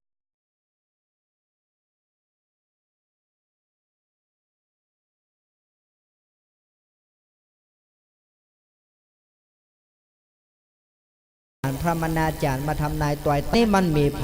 ก็เลยไปถามพระเวสสันดรแต่พระเวสสันดรก็บอกมาหมดเพราะก็ว่าเก่งกัวที่บอกว่าเก่งในที่นี้คืออันอย่างขึ้นชื่อว่าแม่กับลูกคนเท่าบ่เก่าเพิ่นเปรียบขี้หมูกกับหูดังเป็นของที่อยู่ด้วยกันจากกันแม้น้อยก็บ่ได้โดยเฉพาะความรักของผู้เป็นแม่ด้วยอนาคตังสยานอย่างรู้ได้ว่าวันพรุ่งนี้ปู่พามเท่าชูชกมันจะเดินทางมาจากเมืองกลิงกลาดเข้ามาขอกันหาจารีกับพระเวสสันดรกำฝันของพระแม่มัททีฉายภาพเพื่อแก่พระเวสสันดรเป็นที่เรียบร้อยว่าวันพรุ่งนี้จะได้เฮื่อมหาตานะปรมีอันยิ่งใหญ่คือได้ตามลูกแต่การจะบอกความจริงอย่างนี้กับพระแม่ไปก็ใจเสียก็เลยอ้อมว่ามัททีเหยน้องฮักของปีอันตินี้ไม่ใช่เป็นเหตุอะไรอย่างทั้งสิ้นเป็นว่าธาตุในตัวน้องมันค่ำเขือกน้องเคยอยู่ที่สุขที่สบายบัดนี้น้องมาอยู่ที่ทุกข์ที่ยากมันเป็นธรรมดาเป็นอย่างไปนอนเตอะวันหลุนหลงเจ้าญาติโยมสาธุชนอันเป็นที่รักยิ่งพระแม่มัททีก่อนจะแล่นเข้าสู่ป่าก็เลยเอิ้นห้องกันหาจารีกันหาเหยจารีเหยลูกฮักของแม่มาหาแม่นี้ก่อนกันหาจารีแล่นเข้ามาสู่อ้อมกอดของผู้เป็นแม่พระแม่มัททีก็กอดสวมลูกทั้งสองด้วยความรักความอาลัยบรรจงจูบกระหม่อมจอมขวัญว่ากันหาจารีลูกฮักของแม่ลูกทั้งสองเปรียบดังแก้วตาและดวงใจของแม่มาโดยตลอดความรักทั้งสิ้นที่แม่มีในหัวใจย่อมมอบเพื่อแก่ลูกจนหมดสิ้นเมื่อตะเกินแม่ฝันร้ายนะลูกเพราะฉะนั้นวันนี้ให้ลูกอยู่กับพระเวสสันดรจะไปเล่นจะไปแอวตั้งนอกพ่อแม่กลัวว่าอันตรายพยันอันตรายตั้งหลายตั้งปวงอันเกิดจากแรดจ้างกระติงสิงสนเสือกาจ้างกาจะมาคบจะมาย่ำเอาลูกได้เพราะฉะนั้นให้อยู่กับพระเวสสันดรนะลูกเนิ่นรอแม่ปิกมาการว่าพระแม่มัททีกล่าวแกลูกทั้งสองเสร็จเรียบร้อยก็จรลีเข้าสู่ป่าวันนี้วันหนึ่งญาติโยมท่านผู้ฟังมันมาม่วนเหลือขนาดทุกครั้งที่พระแม่มัททีเข้าสู่ป่าจะมีความโสมนัสจื่นสู้แม้นปรารถนาสิ่งใดย่อมได้สิ่งนั้นวันนี้มันฝืดนี่อย่างก็บ่โล่งบ่โปร่งสิ่งที่บ่เคยเกิดกับเกิดสิ่งที่บ่เคยหันกับหันไม้ผลกับกลายเป็นไม้ดอกไม้ดอกกับกลายเป็นไม้ผลไอ้อย่างมันเกิดขึ้นหรือว่ามันเป็นลางบอกเหตุไอ้อย่างจิตใจบ่ค่อยอยู่กับเนื้อกับตนในใจมันเต้นตุบตับกึดเติงหาลูกท่านทั้งหลายลองสังเกตถ้าไผ่เป็นแม่คนถ้าสมมุติอันตรายใดจะเกิดแก่ลูกคนเป็นแม่จะหู้สึกก่อนเปิดอาจจะเดาบ่ถูกว่าคือไอ้อย่างแต่มันจะหู้สึกว่ามันบ่ม่วนเหลือขนาดมันจะยุบยิบมันจะเป็นอย่างหัวตำเนื้อตำตัวหน้าตาซ้ายพ่องตาขวาพ่องมันจะกระตุกอย่างอีเป็นต้นพระแม่มัททีก็เกิดเหตุการณ์นี้กับตนทั้งนี้มาพิจารณาค่อยควรดูแล้วเอาละเต่าใดกับเต่าอันพิจารณาว่าจะปิกเต่าอันพญาอินผู้ภาพสองสวรรค์จันฟ้ามะเร็งแลพอหันด้วยทิพยเนตรคือแก่นตาติบบัดนี้พระแม่มัททีมีจิตจำนงที่จะปิกสุติพักบ่ได้เด็ดขาดเพราะขณะนี้พระมนาจารย์คือปู่พามเท่าชูชกกำลังมาอ้อนวอนขอกันหาจารีกับพระเวสสันดรคือท่านทั้งหลายต้องทำความเข้าใจว่าพระอินทร์นี้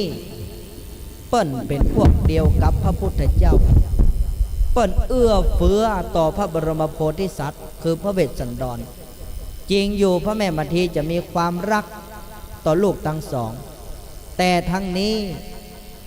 พระเวสสันดรจะบรรลุสมประสงค์บำเพ็ญมหาตานะปรมีได้ถึงจันยอดได้พระเวสสันดรจะต้องยอมตามลูกเพราะฉะนั้นจะช่วยพระเวสสันดรก่อนจะแยกอย่างใดช่วย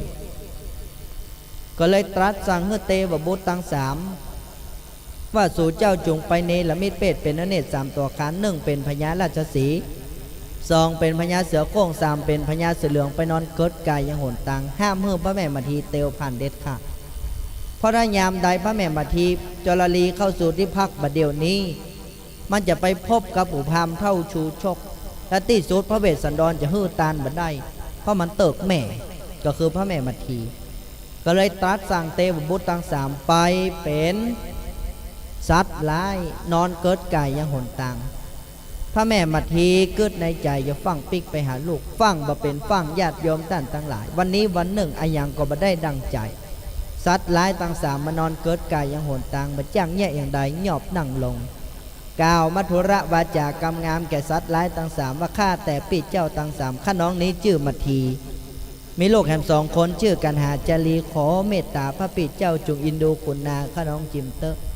บัดนี้พระอาทิตย์ก็พอจะดีลารับอัสดงรับเหลี่ยมเขาแก้วพระสุเมธเมธรไก่พบค่ำเวลายามแรงมาแล้วลูกก็ยังได้อาบน้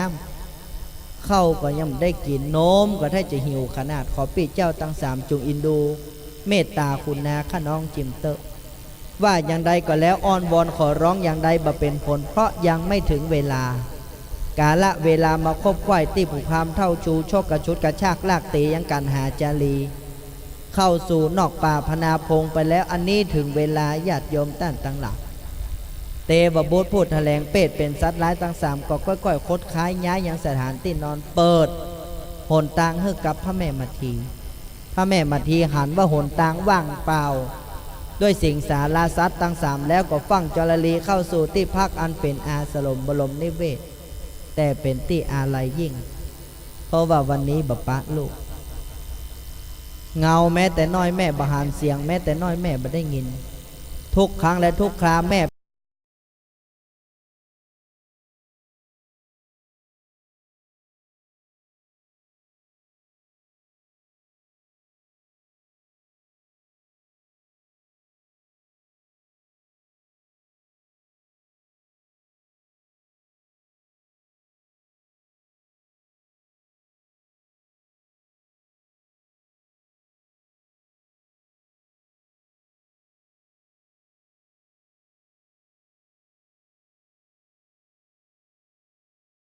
ปิกเข้ามาสู่ที่พักจะเหนื่อยจะหิวมอกใดก็จ้างแม้นได้หันหน้าลูกแม่ก็ดีใจความอิดความหิวความเหนื่อยความล้ามันจะหายสิ้นสูญไปทั้งหมดแต่วันนี้บ่เป็นใจวันนี้เป็นวันที่แม่อิดที่สุดเป็นวันที่แม่เหนื่อยที่สุดและเป็นวันที่แม่รู้สึกว่าบ่ม่วนที่สุดนับตั้งแต่เกิดมาโชคชะตาบ่ได้เกื้ออำนวยแก่พระแม่มาทีในวันนี้ลูกที่พร้อมจะออกมาต้อนรับแม่บหันลูกของแม่หายไปที่ไหนต่างใดพระแม่มาทีเริ่มสติบ่ค่อยอยู่กับตนเลี้ยวซ้ายแลขวาเป็นกังวลอยู่ในใจว่าบัดนี้ลูกฮักของแม่อยู่ที่ไหนก้อยวางขอลีและกระเจ้าลงเสาะหาแม่ญาติโยมท่านทั้งหลายเสาะหาลูกการหาเหยจารีเหยลูกอยู่ที่ไหนตั้งใดออกมาเวยขจายออกมาค่ำก็ค่ำมันนี่ละเนอลูกเหยลูกไปอยู่ที่ไหนไปลบไปหลีกไปลี้อยู่ที่ไหนตั้งใดไปแอวไปเล่นอยู่ที่ไหนขจายออกมาเวยขจายออกมาเวยค่ำมันนี่ละเนอท่านตั้งหลายลองจินตนาการพอว่าผู้เป็นแม่คือพระแม่มาทีเตียวป่ามาทั้งวันหลงตั้งหันตั้งหาบ่วายจะเจอสิ่งสารสัตว์เข้าคบเข้างามแต่ทางนี้ก็สามารถฟันฝ่ามาได้วันนี้เป็นวันที่แม่อิดที่สุดเป็นวันที่แม่เหนื่อยที่สุดลูกหายญาติโยมท่านทั้งหลายใจบดีพระแม่มาทีก็เอิ้นห้องการหา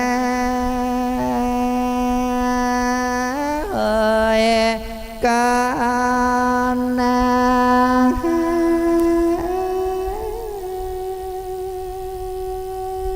จาลีเอ่ยเอ่ยอายลูกไปอยู่ที่ไหนตั้งได้ขจายขจายมา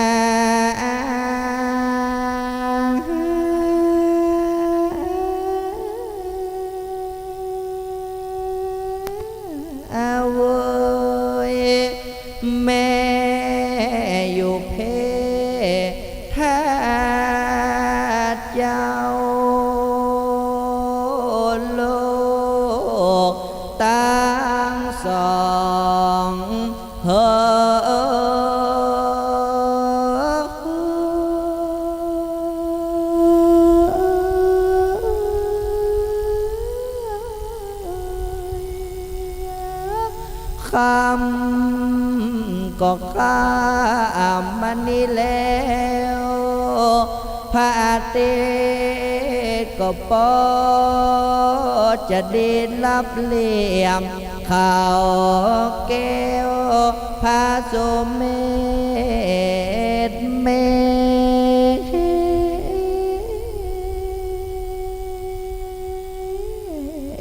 ทอน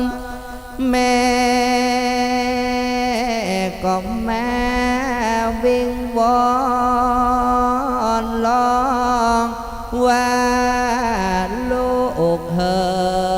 ยจงเล็บ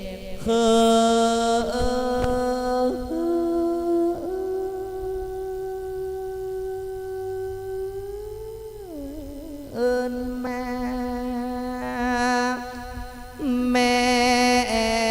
ก็มาโศกต้องโศกีมยอ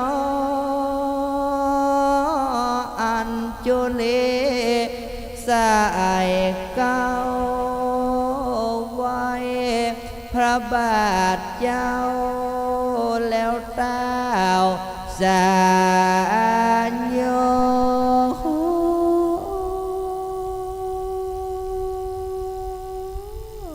อบล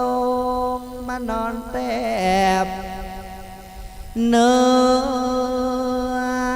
ลืมเคียงไต่ตอนยอดยิ่งคนซ้ำว่าบายใจออกเข้าพระเวทสันดรตานนาตา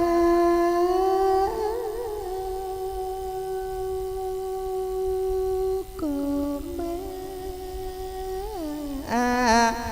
เรียกร้อง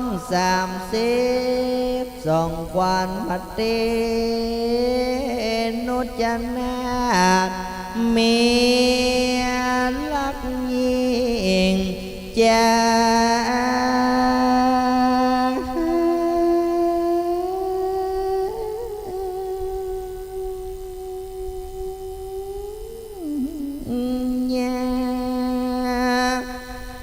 ว่ามาเติมควันเกษาควันมุขเทวละกุเกมอันงามฉันแลมเจินเจิง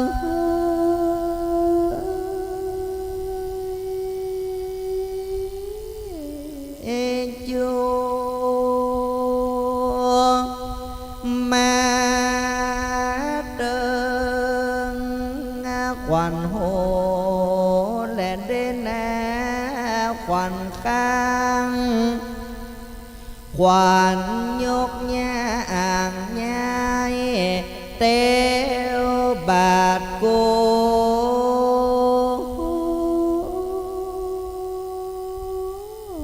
อ้นจนจงมาเติมควันนิ้ว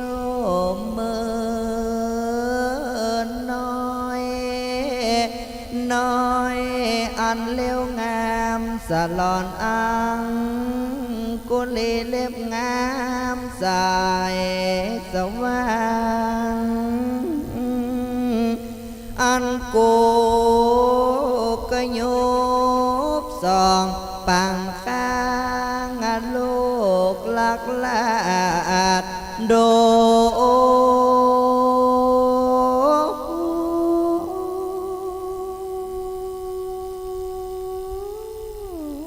วงไทยตาวก็เอาน้ำต้นกันเตมา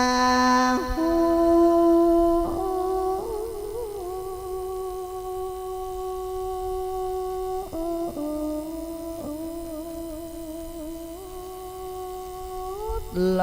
อกเมียแก้วนอสายจ้า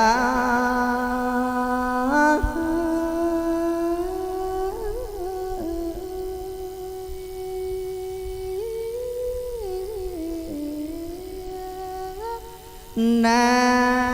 ำเย็นใส่ลูกน้ำเมียกำผ้าก็ได้สติตื่นคื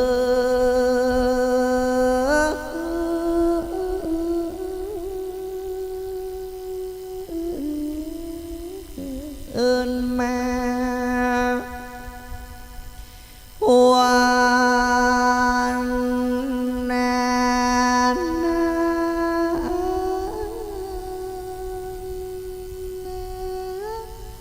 และ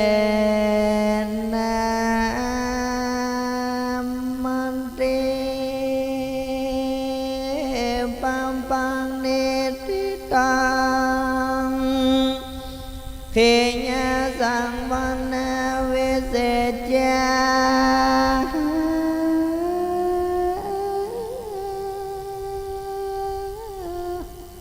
เห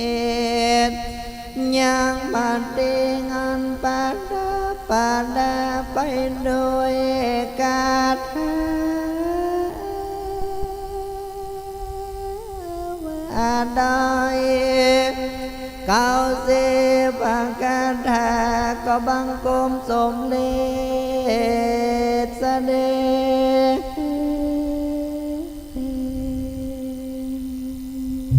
สาธุสาธุสาธุคณะสัตยาทุกท่านที่จุ่มนุมกันอยู่ในวัดหลวงโมลีหัวเมืองเจียงใหม่เดชเมืองราชธานีใหญ่กว้างนพบุรีสีปิงเวียงเจียงใหม่แก้วแห่งโหนตัตินีก็ดีศรัทธาที่ฟังขึ้น96เมกะเฮิรตซ์ 104.50 เมกะเฮิรตซ์อยู่ทางบ้านก็ดีบัดนี้ทำอันชื่อว่ามัตสีกันทวนได้90 พระคาถาท่านพระครูปราธินวัตรญาณสิทธิวาทีสำนักวัดโลกโมลีได้เทศนาธรรมบรมวลเรียบร้อยโอกาสวันนี้จะได้ไหว้สากราบอาราธนานิมนต์พระคุณเจ้านะครับได้ลงมาอยู่ทางล่างพ่อศรัทธาแม่ศรัทธาเรียนเชิญเลยนะครับเรียนเชิญคนที่เกิดปีวอกนะครับหรือว่าปีลิงปีสันนะครับยกเพเทนเตรียมพร้อมจะได้ประเคนครัวกินครัวตาลศรัทธาทุกท่านที่อยู่ทางบ้านก็ตั้งใจเน้อยกประเคนนะครับคุณแม่มณีวิไลมหาอุบาสิกาหลวงของเมืองเชียงใหม่ยกประเคนด้วยแล้วก็ขอแจ้งข่าวดีบอกศรัทธานะที่อยู่ในวัดโลกโมเลอยู่ขนาดนี้ท่านพระครูปลัดนี่แปลงชาติเนี่ยจะไปปฏิสถานบนยอดพระธาตุดอยฮวกวันที่19จะไปสมโพธิวันที่20จะยกชาติใครจะร่วมทำบุญท่านพระครูนะเดี๋ยวทำบุญได้นะครับวันที่19พฤศจิกา20ไปยกชาติเจอเนอร์อันนี้บอกบุญศรัทธาไว้ก่อนตอนนี้ไปพ่อแม่ศรัทธาหยาดน้ำไหมตาลกราบอาราธนานิมนต์ครับผมยะถาวาริวหาปุราปริปุเรนติสาครังเอวเมวะอิโตทินังเปตานังอุปกปติอิจิตังปฏิตังตุมหังคิปเมวะสมิจฉตุสัพเพปุเรนตุสังกปาจันโทปนรโสยะถามณิโชติระโสยะถาสัพพิติโยวิวัชชันตุสัพพโรโควินัสตุมาเตภวัตวันตรายโยสุขีที่คายุโกภวะอภิวาทนาสีลิสนิจังบุทธาปจายโนจตารโอธัมมาวัฏันติอายุวันโนสุขังพระลังสาธุสาธุสาธุ วันตามิพันเตสัพพังอาปาราทังกามันทามิพันเตมยะตังปุญญังสามินาอนุโมทิตาพังสามินากาตังปุญญังไมหังตาตาปังสาธุสาธุอนุโมตามิ วันโนสุขังพระลัง สาธุสาธุสาธุเดี๋ยวท่านพระครูจะได้วิเทศแห่มหลายที่หลายตังนิมนต์ครับผมศรัทธาบอกบุญไว้19พฤศจิกาเพื่อจะสมโพธิพระธาตุดอยฮวกแม่แจ่มวันที่20ยกฉัตรคนใดจะให้จะหอมบอกคนใดจะไปด้วยเชิญเนอะแม่แจ่มไม่ไกลนะครับไว้สานิมนต์ครับลำดับต่อไปนี้สักกบาลพระวรัญยูวัดสันปะเหียงละปูนคนเกิดปีละกาไก่คนเกิดปีละกาคือปีไก่พระธาตุประจำปีเกิดคือพระราชละปะลำปูนนะครับละกาไก่พระวรัญยูนี่ก็เป็นพระนักเทศน์มาหรือยังครับถ้ามาแล้วจะได้กราบราธนานิมนต์ศรัทธาสาธุชนพุทธบริษัทวัดโลกโมลีแล้วก็ศรัทธาที่ฟังขึ้น96เมกะเฮิรตซ์ศรัทธาที่ฟังขึ้น104.50เมกะเฮิรตซ์วันนี้บุญกินบุญตาลบุญใหญ่หลวงใหญ่กว้างก็ขอประชาสัมพันธ์บอกบุญคณะศรัทธาที่อยู่ทางบ้านแจ้งความจำนงมาได้ที่วัดโลกโมลีวันที่19ท่านพระครูปราทีนวัดญาณสิทธิวาทีท่านจะไปสมโภชชัดพระธาตุดอยฮวกอำเภอแม่แจ่มก็คงเริ่มในเวลาประมาณ6 โมงมะแรงตลอดทั้งคืนวันที่20จะได้ยกฉัตรขึ้นประดิษฐานโดยไม่ได้พระครูหลวงพ่อพระโพมงคลนะครับพระเดชพระครูหลวงพ่อพระคมพระพรหมมงคลวินะครับพระเดชพระครูหลวงปู่วัดพระราชีจอมตองนะครับร่วมด้วยช่วยการเป็นเจ้าเป็นประธานยกฉัตรแล้วก็พระเถรานุเถระพระสงฆ์ทรงสมณศักดิ์อีกนักเลยนะครับเพราะฉะนั้นวันนี้ศรัทธาที่มาแล้วอยู่ในวัดโลกโมลีศรัทธาที่อยู่ทางบ้านฟังคลื่นพระพุทธศาสนาทำก็ลำดับลำดามาจนถึงภูมิที่8ภูมิที่9ภูมิที่10สักกบาล43พระคาถาเวลาในเวลาเดี๋ยวนิมนต์พระคุณเจ้ามาก็จะได้เริ่มเข้าสู่การฟังพระธรรมเทศนาต่อไปนะครับสำหรับนักท่องเที่ยวหรือแขกผู้มีเกียรตินักท่องเที่ยวที่เดินทางเข้าสู่วัดโลกโมลีเรียนเชิญนะครับท่านใดจะบูชาจะตาปีเกิดขึ้นมาบูชาธรรมได้บนวิหารหลวงนักท่องเที่ยวที่เดินทางมาจากต่างบ้านต่างอำเภอต่างประเทศต่างจังหวัดเรียนเชิญนะครับบูชาธรรมแห่งพระพุทธเจ้าตามราศีจักรราศีนะครับวันปีหนูปีชวดฉลูขานเพาะมะโลงมะสิงมะเมียมะแมวอกละกาจอกุลเรียนเชิญนะครับมาปักต้นบูชากันเทศได้สำหรับบูชากันเทศเป็นการไปกับบูชาที่กลางวิหารหลวงนะครับแล้วก็ศรัทธาท่านใดจะบูชาถางประทีปตีนกาบูชาได้เลยภาคขึ้นเทศนะโมตัสสะภะคะวันโตก็จุดเทียนจุดทางประทีปเลยนะครับแล้วก็เอาไปไว้ด้านนอกวิหารจุดข้างกำแพงจุดข้างวิหารหลวงวัดโลกโมลีนะครับอันนี้บอกในการปฏิบัติประพฤติปฏิบัติสืบไปสำหรับศรัทธาที่อยู่ทางบ้านฟังคลื่นพระพุทธศาสนาและจริยธรรมนะครับอยู่ขณะนี้เวลาก็ประมาณ4 โมง 10 นาทีนะครับท่านยังสามารถเดินทางมาวัดโลกโมลีตันนะครับงานเทศมหาชาติมีงานทุกปีนี้ตั้งแต่ฟื้นมา2546วัดโลกโมลีก็มีการตั้งธรรมหลวงทุกปีมานะครับปูจาจะตาปีเกิดพระตาเดือนจะตาวันจะตายามนะครับวันอาทิตย์จันทร์อังคารพุธพฤหัสศุกร์เสาร์ราหูเกตนะครับแล้วก็บูชาเจ้าตาปีเกิดไล่ไปทั่วฉลูคานทองมะลงมะเสงมะเมียมะแมวอกละกาจอกุลนะครับสำหรับปีประจำปีชวดก็คือปีหนูทศพร19พระคาถานะครับพิมพ์ปาน134พระคาถานะครับ อาทานการ209พระคาถาคนเปิดปีขานวันประเวศ57พระคาถาชูโชค79พระคาถาจุลปน35พระคาถามหาปน80พระคาถากุมารบาล101พระคาถาปีวอกกุมสีนะครับ90พระคาถาสักกบาลมี43พระคาถามหาราช69พระคาถาสักกติหรือชักกษา36พระคาถานครกัน48พระคาถาตะกี้มัดสีทุกท่านฟังข่าวรถเลขทะเบียนงองูพอพาน6149เชียงใหม่ย้ายรถด่วนMG สีน้ำเงินงองูพอพาน6149ย้ายรถด่วนรถจักรยานข้างในออกไม่ได้ย้ายรถด่วนนะครับไปขวางรถจักรยานอยู่ออกไม่ได้ย้ายรถเลยMG ย้ายรถกอมสุมาเตอร์ย้ายกอมครับผมไม่เป็นไรเดี๋ยวย้ายคนอยู่ในนี้แหละไม่เป็นไรเดี๋ยวก็มาวัดโลกมลีที่มันแคบนะครับท่านใดจะซื้อที่ถวายวัดโลกมลีเชิญนะไปติดต่อได้นะครับที่กองอำนวยการอยู่ด้านล่างที่ศาลาไม้สักเจ้าของรถ MG สีน้ำเงินจอดอยู่ขอความกรุณาย้ายรถเลยนะคะ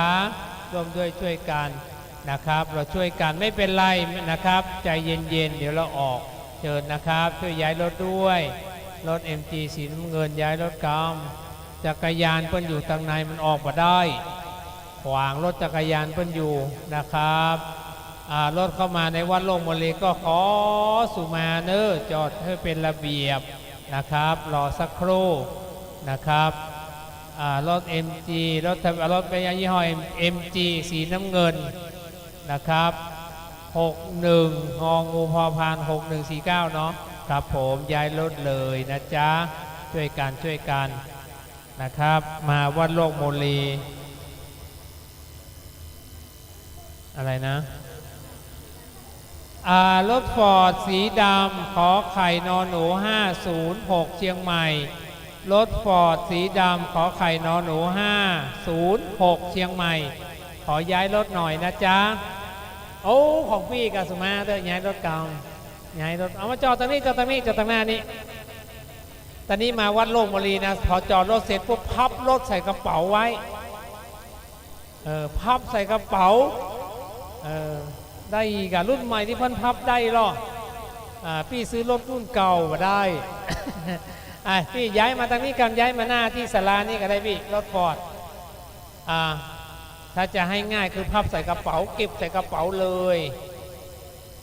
ย้ายรถด่วนนะครับก็ขอประชาสัมพันธ์อีกคณะศรัทธาที่อยู่บ้านฟังคลื่น 104.50 เมกะเฮิรตซ์แล้วก็96 เมกะเฮิรตซ์ตอนนี้วัดโลกมลีก่อตั้งธรรมหลวงสุเทศมหาชาติมาเวสสันดรชาดกลำดับลำดามาซีแล้วก็ลำดับลำดามาอีกหนึ่งกันเพราะฉะนั้นพ่อแม่ศรัทธาวันนี้อยู่บ้านแล้วก็ในช่วงค่ำวันนี้ประมาณ2 ทุ่มปลายจะมีแสดงพระธรรมเทศนาการผูกวิเศษเพิ่มมาอีกหนึ่งกันอานิสงส์ทางประทีปปูจาพระแม่กาเพือกเทวดาพระอินทร์พระพรหมพระยมพระกาแล้วก็ปูจานะครับปูจาพระพุทธเจ้าถึง5 พระองค์นะครับเจอเด้อเจอศรัทธาวันนี้เราร่วมด้วยหวัดดีค่ะท่านใดจะปูจาทางประทีปนะครับเรียนเชิญมาปูจาได้บนวิหารก็มีถุงละ20 บาทเจอเลยนะจ๊ะเจอเลยแล้วก็ขออนุญาตประชาสัมพันธ์นะครับรถยนต์ที่ใส่เลยจ้ะใส่เลยตอนนี้30 บาทบูธ100รถยนต์เข้ามาจอดในวัดนะครับขอความกรุณาจอดให้เป็นระเบียบนะครับชิดกันแล้วก็แหมอย่างนึงไม่ต้องใส่เบรกมือเกียร์ไม่ต้องล็อกนะครับเพราะว่าจะได้เคลื่อนย้ายง่ายปกตินะครับช่วยกันด้วย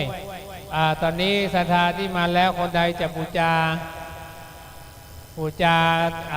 าตุงจะตาโอ้ไหว้สาครูบามาแล้ว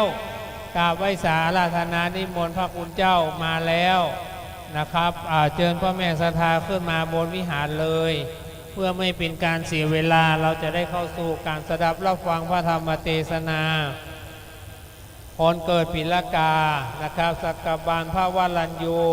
วรปัญญาเมธีวัดสันปะเหียงหลับปูนมาแล้วพระคุณเจ้าก็เป็นนักพากย์นักเทศอีกรูปหนึ่งนะครับเสียงม่วนอีกตนหนึ่งตะกี้ท่านพระครูปราทีนวัดยานสิทธิวาทีก็เป็นนักเทศธรรมะทองเสียงว่าม่วนเดี๋ยวลองฟังพระคุณเจ้าแห่งรูปหนึ่งนะครับจากวัดสันปะเหียงหลับปูนนี่เสียงซ้ำม่วนนะครับเพราะฉะนั้นพ่อแม่ศรัทธาสาธุชนพุทธบริษัทนิมนต์ขึ้นทางบนเลยเจ้าคนเกิดปีละกาไก่มาเลยนะคนเกิดปีละกาไก่ขึ้นมาบนวิหารเลยแล้วก็พ่อแม่ศรัทธาที่อยู่บ้านลำดับลำดานี้ไปก็จะได้สดับรับฟังคนเกิดปีละกาไก่จะได้บูชากันเทศกันธรรมคนเกิดปีละกาขึ้นมาเลยจ้าคนเกิดปีละกาไก่ขึ้นมาเลยบูชาเจ้าตาปีเจ้าตาเดือนเจ้าตาวันนะครับบัดนี้พระคุณเจ้ามาแล้วจะได้จุดเทียนส่องธรรมคนเกิดปีละกามีไหม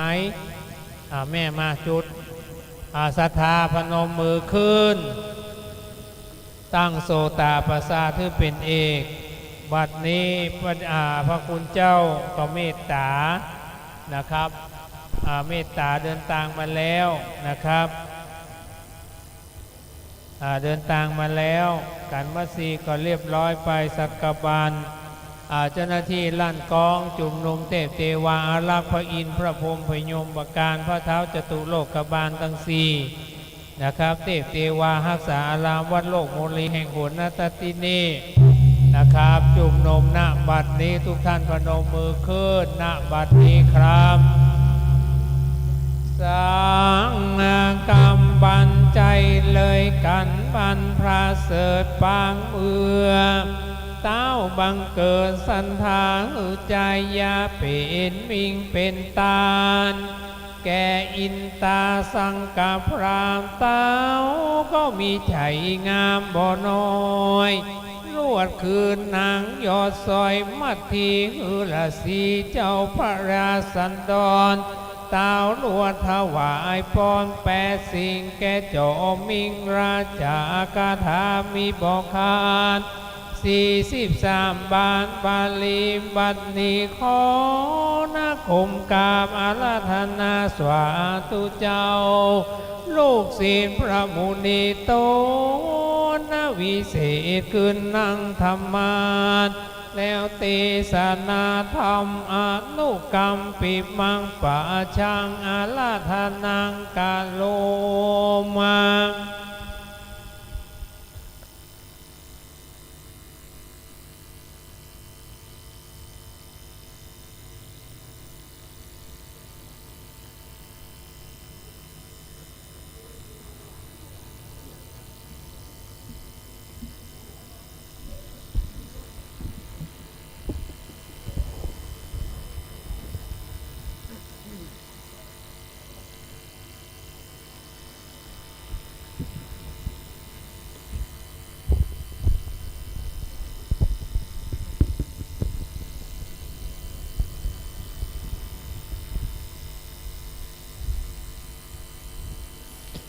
ยกมือ10 นิ้วอาหังวันตาไก่คิ้วเกษาใบยังพระธิรัตนาสามดวงแก้วเจ้าอันมีพระพุทธพระธรรมพระสังฆเจ้าทั้งหลายพร้อมด้วยขอถวายความเคารพนบนอบมาในพระมีธรรมตั้นครูบาอาจารย์เจ้าอารามาธิปติแห่งวัดโลกมุลีตตินีบัดนี้ตนตัวอาตมาภาพก็ขอเจริญพรเจริญสุขยังบรรดาท่านคณะศรัทธาท่านทั้งหลายที่พรั่งพร้อมใจกันมาฟังน้ำฟังธรรมเทศนามหาญาติเนื่องในงานประเพณียี่เพ็งของวัดโลกโมลีตตินีบัดนี้ตนตัวอาตมาภาพพระวรัญยูวรปัญญาเมธีสำนักวัดสันปะเหียงตำบลมะเขือแจ้อำเภอเมืองจังหวัดลำพูนก็จักได้มาแสดงพระธรรมเทศนามหาญาติ กันทวนศีบกันสักกบาลอันประดับประดาไปด้วย43พระคาถาขอคณะสัทธาท่านทั้งหลายจงได้ตั้งใจสดับรับฟังเพื่อเพิ่มพูนสติปัญญาเพิ่มพูนกุศลบุญยรอยสีแต่ท่านเจ้าภาพท่านทั้งหลายเป็นลำดับต่อไป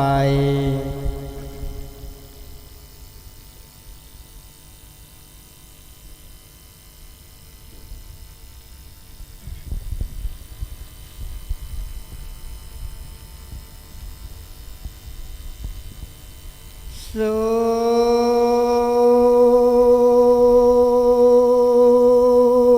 นันตุ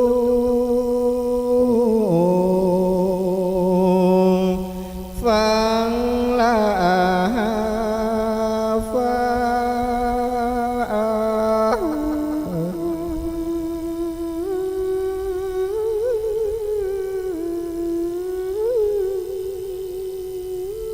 จุงฟ้า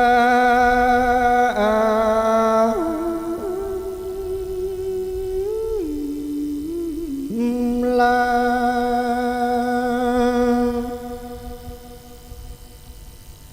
โมลาสัทธาตัง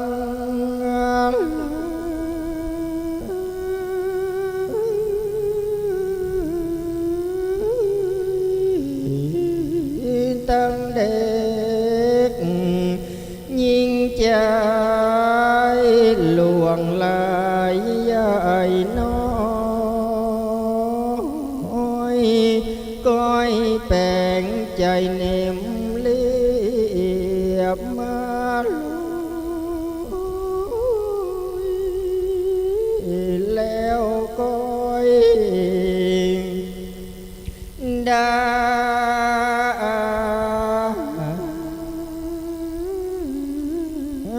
ฟังบาดนี้อาตมาจากได้ไขมาติเต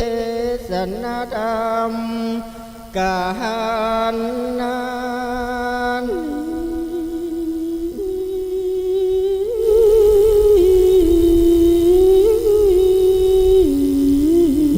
กันงามดีบ่น้อยการสักกำปันทวน10ทวนนา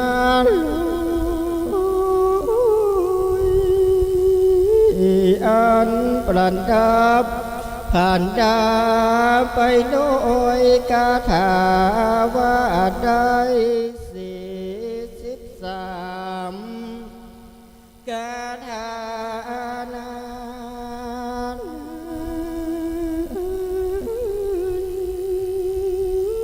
ก้อยอดใหญ่เล่าหนอฟ้า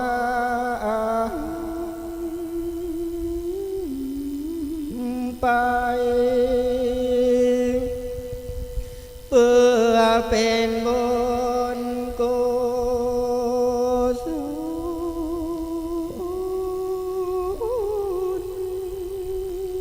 ลบ่น้อยในปั๊มเป็นมีการถาเป็นปานเป็นนา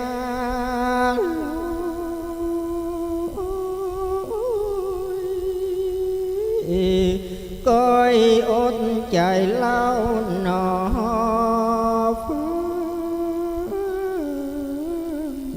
ไปกุศลตั้ง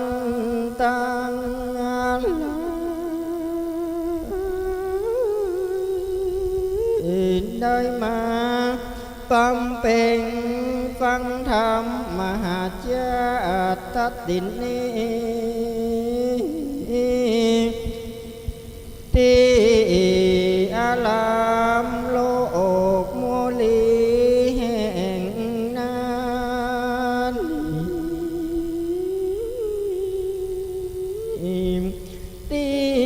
ละตูเวียงจางเผือกแก้วก็อ้อยฟังไปจนโซเสียงสู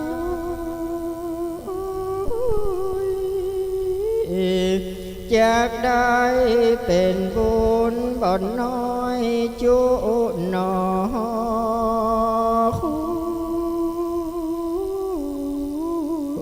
คนเปื่อจากได้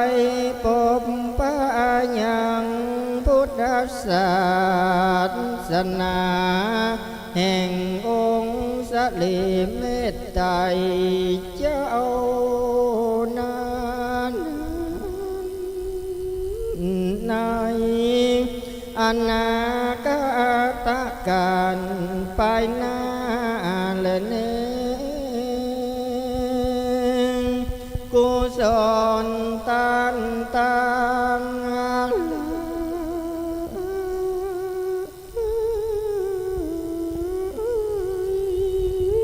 แม้นจะผาธนาถึงสุขทั้งหลายอันใดก่อนดีก็จักโสมกรรมักกรรมหาธนาจุเยืองจุปาก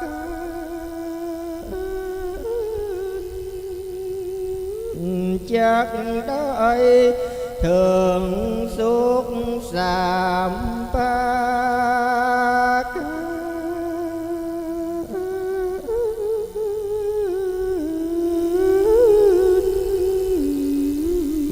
คือสุขในโลกนี้โลกหน้าสุขในมังคลและเมือง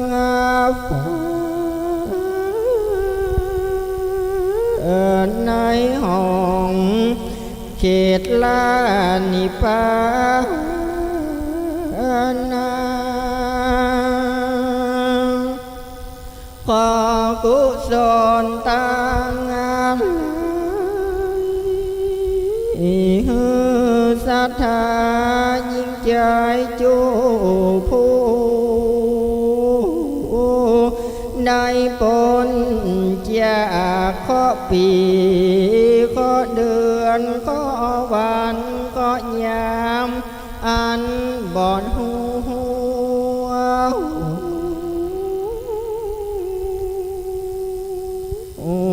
ได้ถอยโห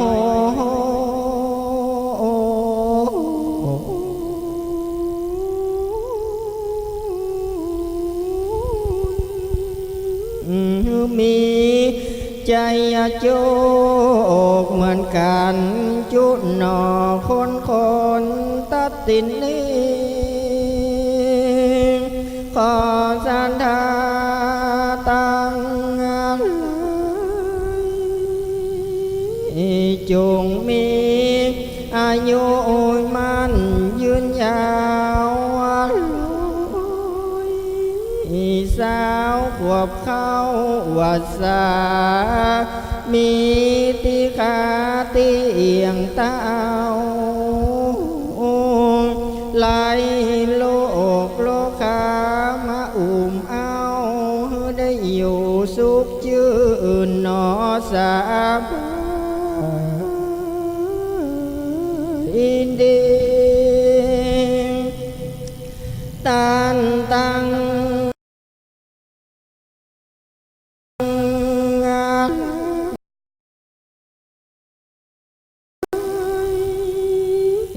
ที่ได้มาฟังธรรมวันนี้ก็ได้สมกรรมักกำพาธนาจุเยืองจุบังการอันประกอบโดยจอบนา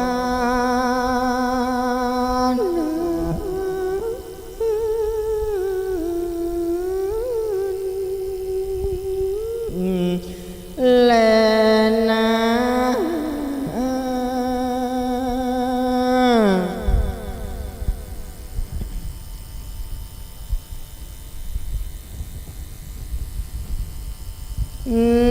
นะโม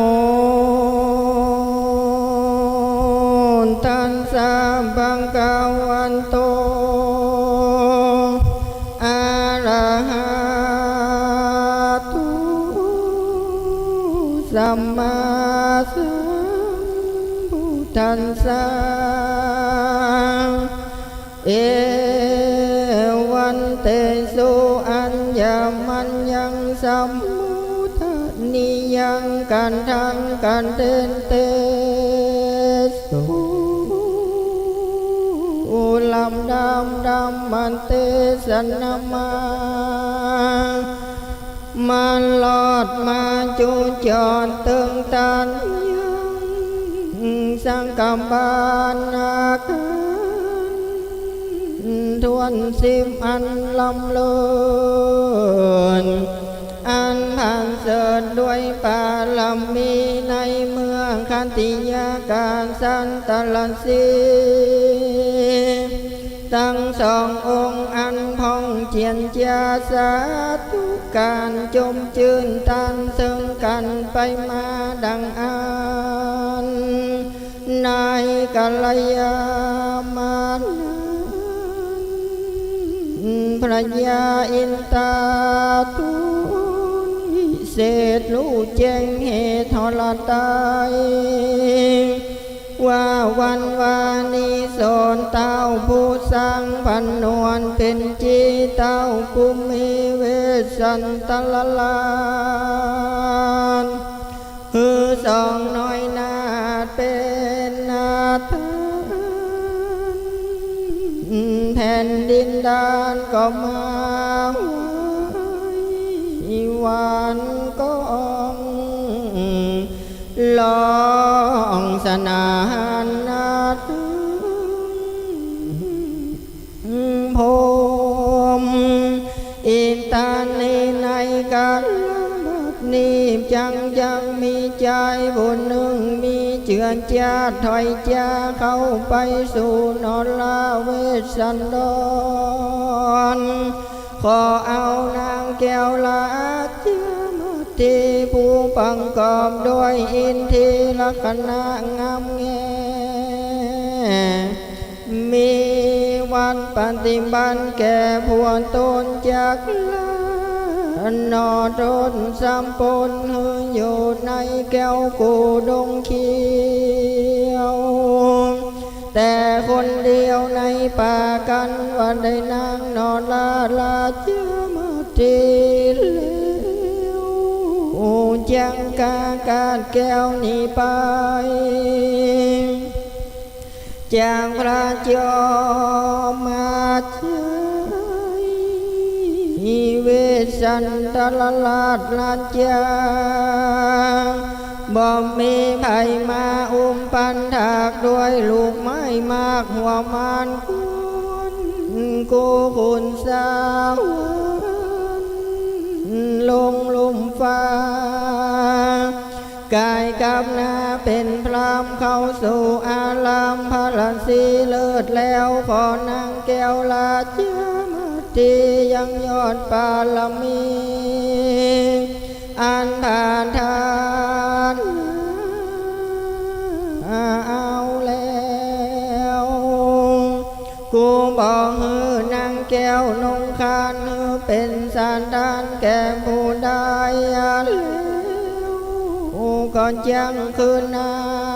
งห่อใจน้อยนาดแก่พระเวสสันตลลาดลาสีแล้วจังนี้คืนสู่ในที่อยู่เมืองวันนั้นและนาพระยาอินตาตุนก็ได้ลำเปิงสันนี้แล้วจริงลงมาสู่กูแก้วอารามในกาลยามลัสมีพระโสริยาลังสีเหลืองลอดวงคนยอดเขากูกันดอนวันนั้นแล ตามันทางปังกาเสนาตุสันทาอาหารตันโตลันติยานิเวสันเนสุริยาตุมานังปฏิสังโฆลามานาวันเยนะปันโตนิสังโหติสัทธาปิงกังเวดุลาปิงกุตังเมื่อเสียงลอยทีคืนลุงสายฟ้าพุ่งขึ้นมาพรานสุริยาภายผ่านคืนเรื่องเลือปืนดินบนพระอินาตุนวิเศษกายกำเปดเป็นพามเข้าสู่ศาลางามแห่งเจ้าลาอยู่สองหน้าภาคพุทหันแห่งจอมสอมตันแก่นได้เข้ามาใกล้เมื่อปานทมยามกับบินตาสาพรามยืนอยู่แล้วสองหน้าแก้วตั้งสองเฮาจังปองขอเอานางงามเปื้อนปองเหมือนดังห้องจูจักะพรามเต้าเก่ากำงามว่ากันจินุพลโตอานามันยังกันจีอุนเจนายาเปธาดังนี้บ่พิทลาข้าไว้ตามข่าวไทยซึ่งพลันสีความสวนสันดีมีบ้องคานแก่พระบาทลาสีสัมภาวะหาทุกบ่ได้ยังมีแก่เต่าได้อันจะลือเจ้าเลี้ยงชีวิตตนด้วยกันหาคนหัวมันและลูกงามก็หาได้พอฉันเหลื่อมและยุงบินยันใหญ่ยังบ่มาไต่ตอมตนสัตว์พายาสูหยาบจ้าคือแลนจังลาเสือมีตั้งลาเจ้าสีและเสือคมโหดบ่มากระทำโทษแก่เจ้าอันอยู่เฝ้าภาวนาอันจะลืมเอวังมุนเตสุในเมื่ออินตาสังฆพรามกล่าวดังอันเมื่อนั้นมหาสันเจ้าจังบอกเล่าเจียนจากับตังอินตาสังฆพรามประจิงเก่ากำงามว่าคุณสลันเจวันโอพระเมอาโอพระเมอันนามายังอันโดมพลาภาหูดังนี้ดูกะลาภามเฮาอยู่อาลัมป่าสุขมากบ่ได้ลำบากด้วยโลกาหาเลี้ยงตนในป่าด้วยอันลาแสวงหายังโมลามพลามีมากหัวมันจวกมีพอฉันอนามันยังสัตว์ดงตันใหญ่นานุเขาบ่มาต่อยตอมตนงูสิงสนในป่าบ่มาลาคมกินสัตว์ในดินในป่าเขาบ่มาลาลาวีโดยไม่ตีเฮาไฟเอื้อหมูนกเนื้อจริงบ่มเบียนเล่าและพระมหาสันเจ้าจำแดงกายิกาทุกบ่มีแล้วตนน้องแก้วจำจำแดงเจสาสิการตูอันมีสันหน่อยเขาบอนต่อยตอมตนงูเงือกงนในป่าแดดจางลาดงลีตังเสือมีผีป่าจากเคลานในโด บ่ลงมาเบียนสะหน่อยแลนานดูกะลาตันพามาเฮามาอยู่ป่าไม้ยังนับได้7 เดือนอี4 เดือนมาสู่ทุกมาอยู่หลายกว่าทุกอันในกะละวันนี้สายเฮาก่อนได้หันพรามโมหนึ่งงานแล้วบัดนี้สัมมาหันแค่แก้วทวนสองมีผิวละอองผ่องแผ้วงามดังแก้วรัตนามีอาหารทาถือไม่เต้างามแต่เราโสภาตินตุงกาลานีปิยาลานีพระมหาสันเจ้าเอาลูกไม้ต่างอะไรมายังยายส่งนาแห่งเจ้าฟ้าอินตาสักกำพรามเลี้ยวจากำงามอ่อนน้อยเป็นบาทถอยเจิญพามกินว่าพรามเมดูกันละตันพามตันจงกินตามใจอย่าเลือกเกี้ยวตั้งเปลือกหากเป็นยาน้ำอันนี้นาใสก่อนสายเย็นก่อนเย็นจางจิวอันนางมันที่หากไปตั้งติวแต่ตามมาพระมหาสันเจ้าจากกรรมสักกรรมพรามแล้วตนนอกแก้วจริงทำเหตุอันมาว่าอาทาตวังวันเนนาเกนาว่าปัญหาเหตุนาดูกะลาดันพามตันอาศัยซึ่งคุณอันใดเป็นเหตุจริงแสวงเตเตียวมาเข้าถึงศาลาเราอยู่แล้วเข้ามาสู่ดีงามทำตันจงกล่าวลูกข่าวอันมานิเตออาทานสังโกเมื่อนั้นสังกรรมพรามจังบอกอาการที่ตนมาสู่ศาลามหาสันเจ้า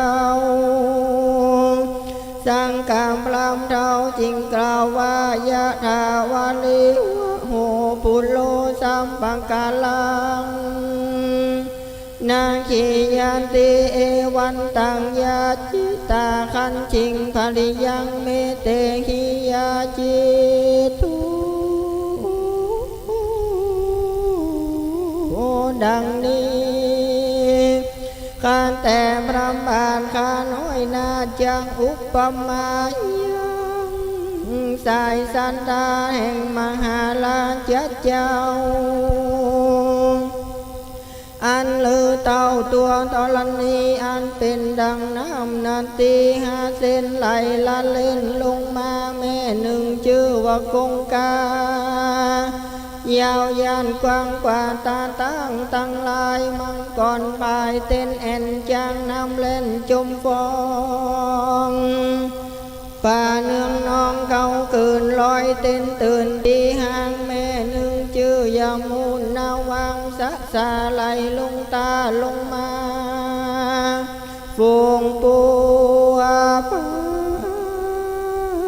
เนืองแน่นจังเคแลนป่าปอย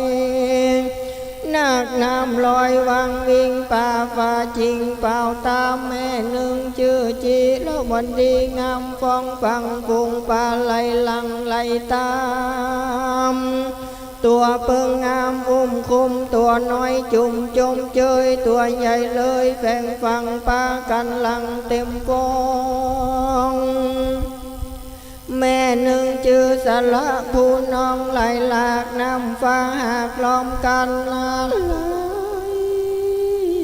พายพานกุ้งฟังสลัมภูพร้อมพลังป่าดุงปางกังไว้ออกวังเป็นเส้นป่าสเด็จเต้นไปมาฝู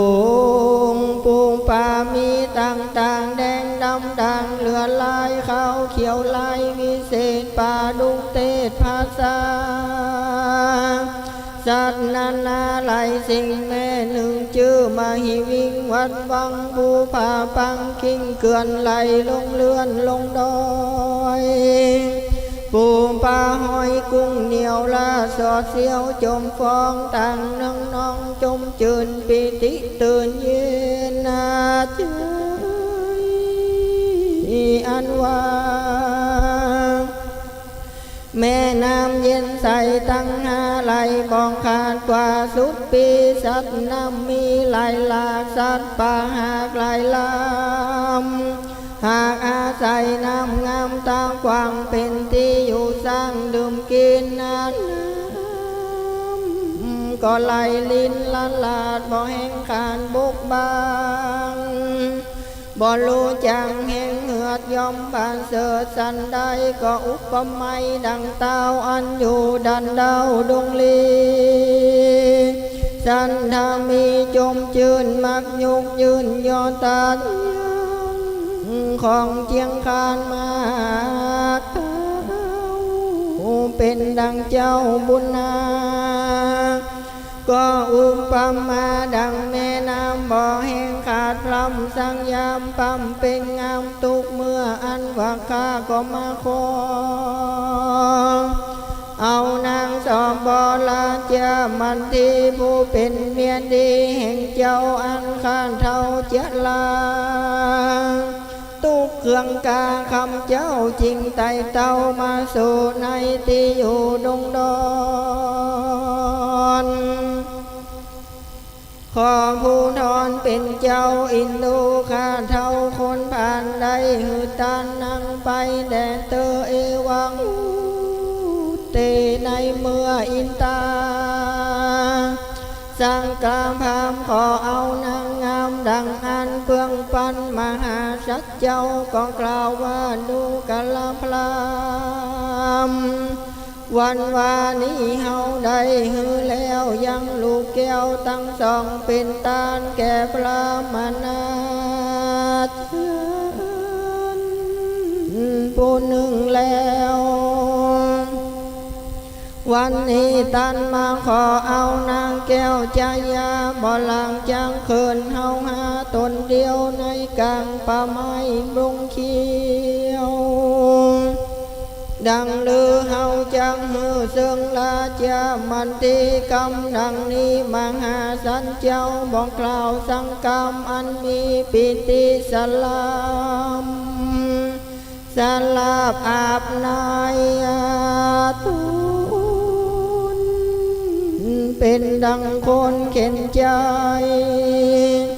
อยากไล่หลอนหากได้คำปันมันก็มีปิติอันมวลมากได้คำหากเต็มทงเจ้าจังปงนางงา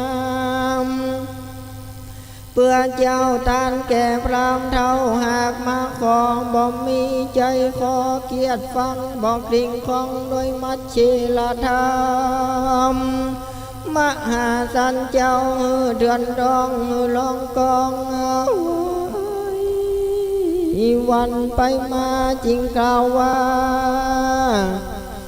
ตาตามีนาวิกรรมปามียังจะ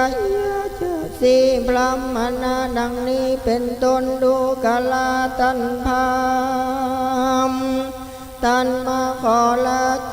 มัดที่ตนงามแงกูจะแก่ตันไปเขาของใดมีมากบ่ลับลิหาจำเอาอันว่าเรากระทำทุกเมื่อมีใจเชื่อกองทำและพระมาพระมหาสันเจ้ากล่าวเต่านั้นแล้วโจรแก้วก็เอาน้ำโตโอนกันตีอันเต็มไปด้วยนามาสกันโดตังกาเจ้าก็มาตั้งสัญญาหยาดน้ำมือพลังพร้อมพามตกเหนือมือพระมาแล้วก็นางแก้วเป็นตาแก่อินตาสังกพรามบันนั้นและตั้งขนันเยว่าในขนาดหักตาน กว่าเมียนางแห่งตนอันพลังผลผ่านเสดแล้วจริงเมียมิงแก้วเป็นตาลในกาลมหาสันเจ้าจริงกล่าวว่าผู้เฒ่าสังกัปภาพดูกาลตันภาพอันว่านางมัตติเมียมิงเป็นตีหักยิงแก่แห่งเราเต้าวสัมปัญโยตันอันวการเป็นพระบุญท่านเจ้าแห่งเราอันนำสันเขานิพพานพ้นจากโศกอาสันปางลายเฮาหากว่าเมียมิงลาจามันทีกว่าร้อยตีแสนหมื่นเฮายอมหุ่มหืนด้วยตาหน้าไม้เตนาวุนตังเหตุดังอันพระพุทธเจ้ากล่าวจีเตสนานัยจริยาวาจาริกันหาจินาทิตุงมันติเตวิปปัมปันตังจานามโนจะจินเตสิโพธิญาเนกาลนาดังนี้ปังเมื่อพระตันตาคันตาเป็นพระยาเวสสันตลลาภอันใดผ่านศาสตร์เต้าตั้งสามเป็นตานคือจารีบานงามบอนเศร้ากับนางนอนเน่ากันหาและนางภรรยาตนแม่กองบองหันแต่สมบัติอันเป็นภรรยาอิน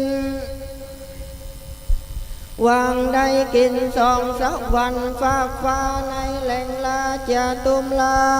ทิกาและตาวติงสาก็บอมพาท่านนาเป็นพระยาจักรวันติลาดอันสันจันเกิดกองเป็นต้นว่าแผ่นดินร้องจึงจมตานก็มีโดยปาก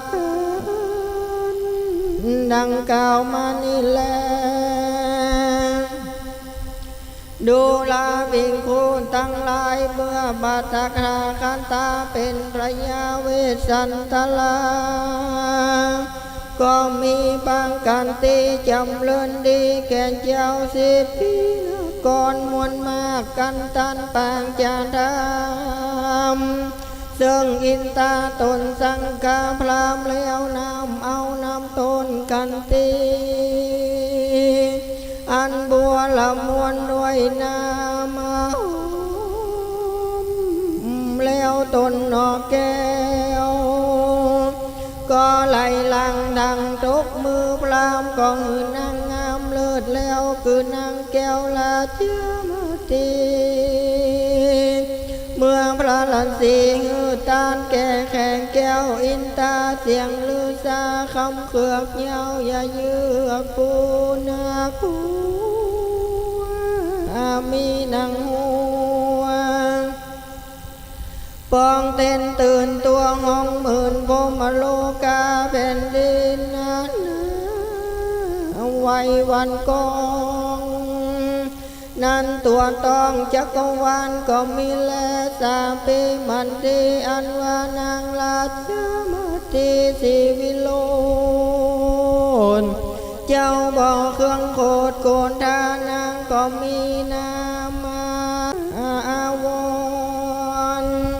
เต้าเล็งหน้าพระเวสสันดรอยู่บอมปากนางแก้วหาคันนิ่งใจว่าพวกกูนี่ลอยหอละไทยยิ่งเต้าตั้งใจขาดภาชนะดูลาสาลีบุตรอันว่าลูกสองคนงามแงบ่เป็นข้าเสื่องแก่นางมันทีผู้เป็นแม่เป็นที่หาแก่หัวใจกูเต้าว่าพยาสะบัญโยทุนเลิศแล้ว กูหางกวางแก้วสามองค์จริงปนปงปันใจฮือด้วยง่ายเป็นตานจะแลเมื่อนานพระยาผู้บานอินสันเลิศก่อนรอดพันเนตรเล็งแลมาปอดูแยยังหน้าพอยอดฟ้าลาจะมันดีเปื้อใจดีให้โศกเศร้าแห่งเจ้าเทวีนางลาเจ้ามาตีจริงกล่าวว่าข้าแต่พระพันเผาปล่อยเล่งหน้าเจ้าโดยอันใดจากกาวาคอยกำจาสีหันนาดอันองอาจมองเก่งข้ามไปตามพรำเท่าจริงเก่าการทางว่ากุมาลีอันสาหังภริยาสามิโกมาอินสโลบพิทัลลาอีข้าจังกล่าวแก่เจ้าอันอยู่เหนือหัวส่วนตราตัวมัตตินินาเมื่อวัยยาน้อยหนอเป็นสาวสมเปิงเป่าไม่มั่มลำเลิศล้ำสอมปอข้าบ่ตันปอลูลอดตีแจ้งจอนการคนบ่ลูหนจอมเป็นไปรู้เหตุการณ์สนิทรู้ตั้งผิดและอันจอบรับเลี้ยวลบจึงใจอายุได้10 ปีถึงเท้าอันว่าการเบาและการสาวการเปิงเป่าจึงจูบ่ตันรู้สักอันไปพบพระจอมทันเจ้าลาอายุได้15 ปีส่วนบาสมสายยังเป็นเบาปอเติงเบาถ้าลงดีเจ้าก็ได้เป็นสามีแห่งข้าเป็นเจ้าฟ้าจอมจักเป็นตีหักแก่ข้าบ้านนินาเจ้าลาจังหือข้าแก่คนใดหรือจังขายก็ตามใจข้านางน้อยนาดยิ่งลามเจ้าไปตามตันพรามอันปันศาสพอเต้าลาดหือเป็นตาลเมียสงสารข้างกินลำเลิศสิ่งแสนตานอย่าปักมานเต้านั้นโสดเม่นประโยชน์เข้าของและจังปองขายข้าน้อยเป็นประโยชน์น้อยโดยจินและตำปอดเลือดใส่ยอดหัวตาอาหารทยาทุกสิ่งข้าน้อยยิ่งบอกกลัวพระอยู่เหนือหัวนั่งเก้าเป็นนอพระเจ้าจอ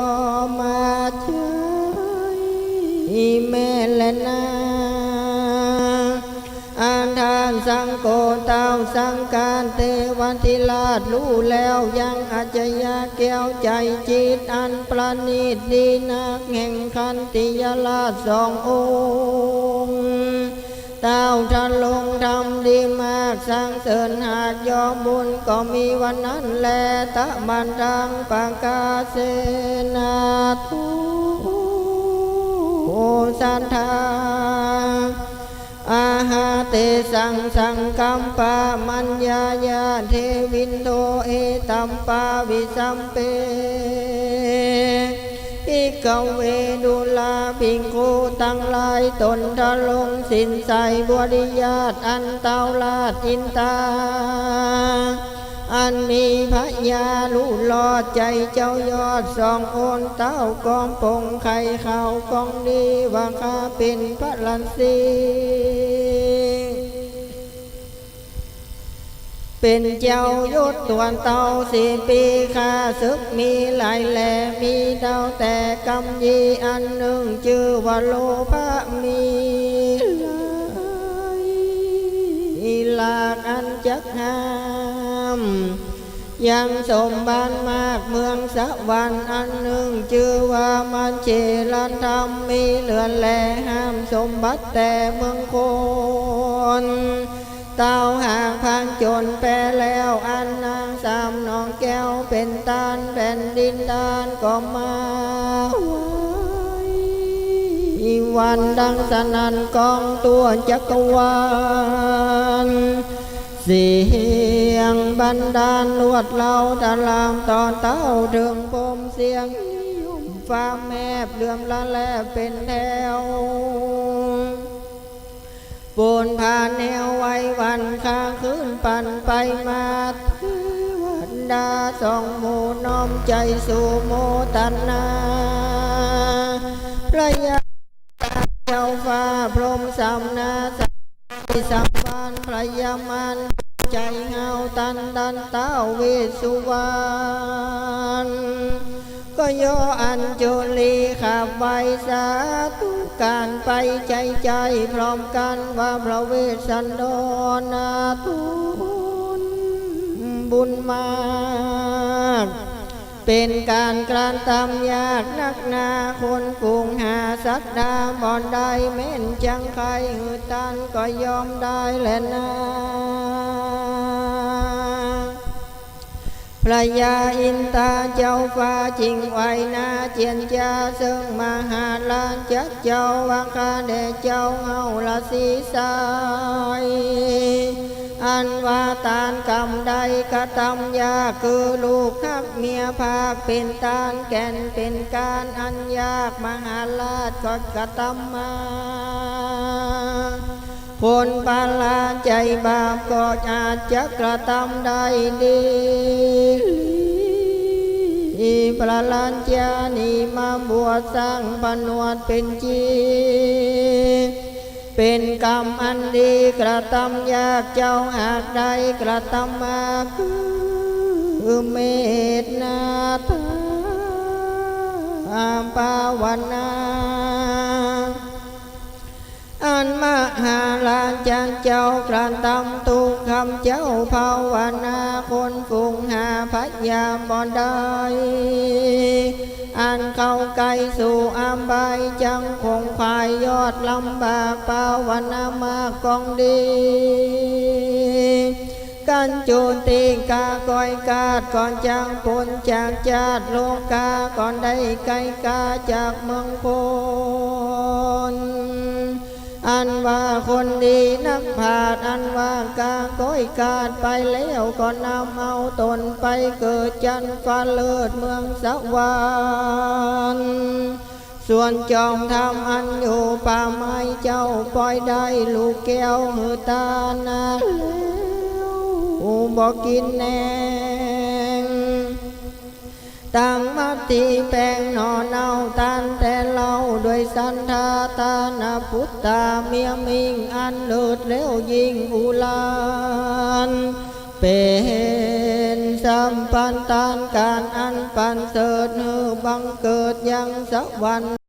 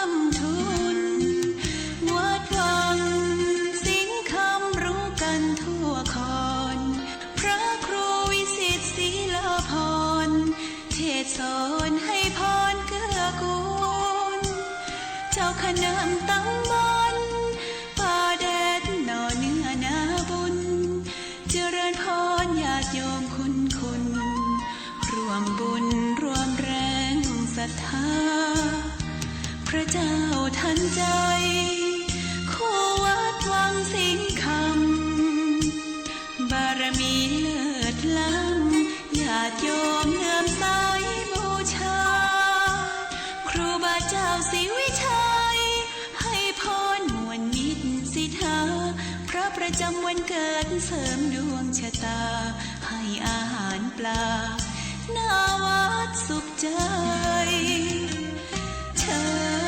ญรวมบุญสงน้ำพระธาตุน้อมใจอภิวาทขอบุญสุขใจสุขกายไหว้พระขอพรองค์พระเจ้าทันใจหลวงพ่อประเสริฐเจริญพรอวยชัยให้ท่านสุขใจทั่วกัน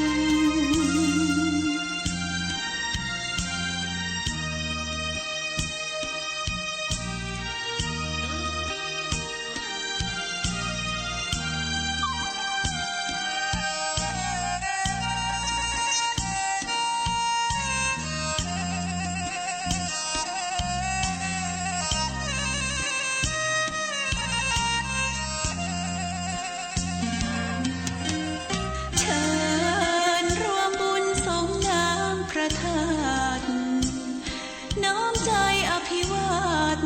ขอบุญสุขใจสุขกาย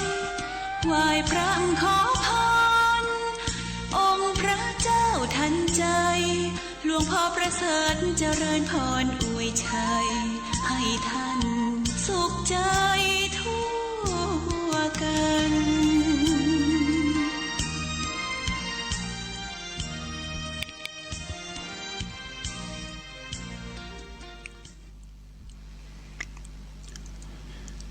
ขอยกมือ10 นิ้ว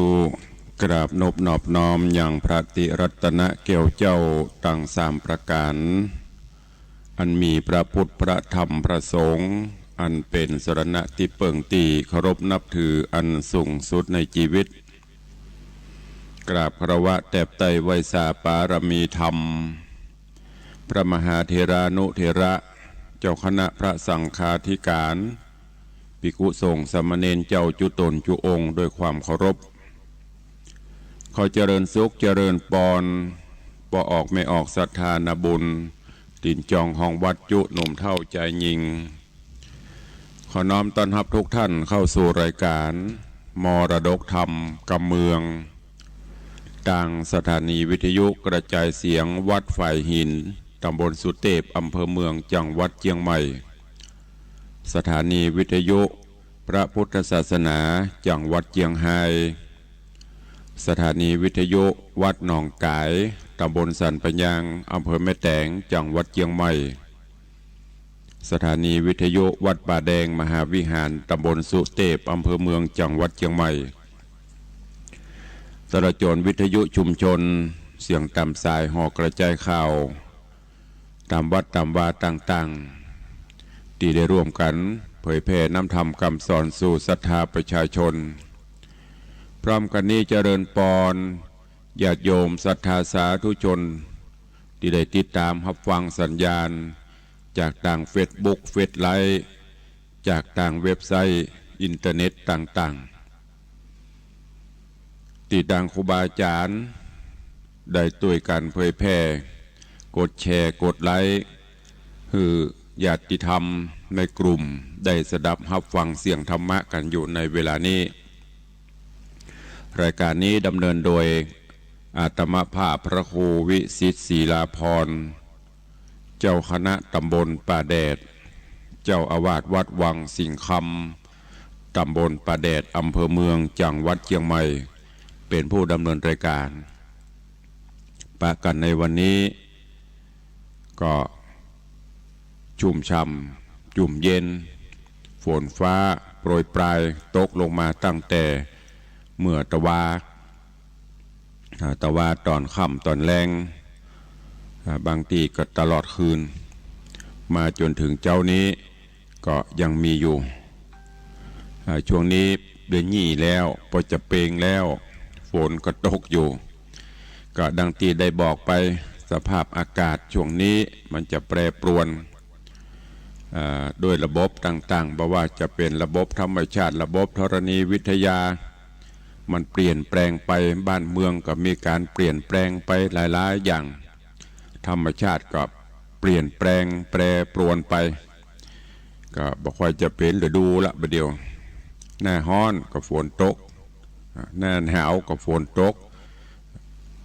ก็อากาศจะสุขภาพเป็นสิ่งสำคัญเนอะก็ดูแลสุขภาพร่างกาย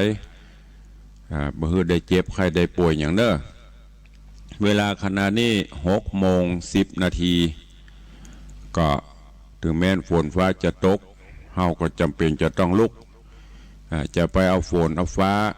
จะไปเอาอากาศอาการต่างๆมาเป็นข้ออ้างเนอะอย่างที่เปิ้นบอกว่าเกลียดค้านทำการงานคนขี้ค้านนี่มักจะอ้างลงโอ้ฝนตกสิเฮ้ยไปลุกเตื้อนอนก่อนแดดออกเฮ้ยฮ้อนไปไหนเตื้อเจ้าอยู่ไปลุกเตื้อไปทำมาปกงกหำคำตะวันเป่งขวายละก็เดียวก็อ้างนั่นอ้างนี่อ้างหนาวอ้างฮ้อนอ้างฝนอ้างแดดอ้างสะปะสุดท้ายก็จะบ่ได้อย่างสักอย่างเพราะฉะนั้นถึงแม้นแดดจะออกฝนจะตกสภาพอากาศจะเป็นจะใดเฮาก็ต้องยังคงต้องปฏิบัติหน้าที่ของเฮาให้ดีที่สุดยิ่งเป็นข้าราชการเป็นทหารตำรวจเป็นอย่างกระตามเป็นครูบาอาจารย์หรือที่เขาห้องกันว่าเป็นมนุษย์เงินเดือน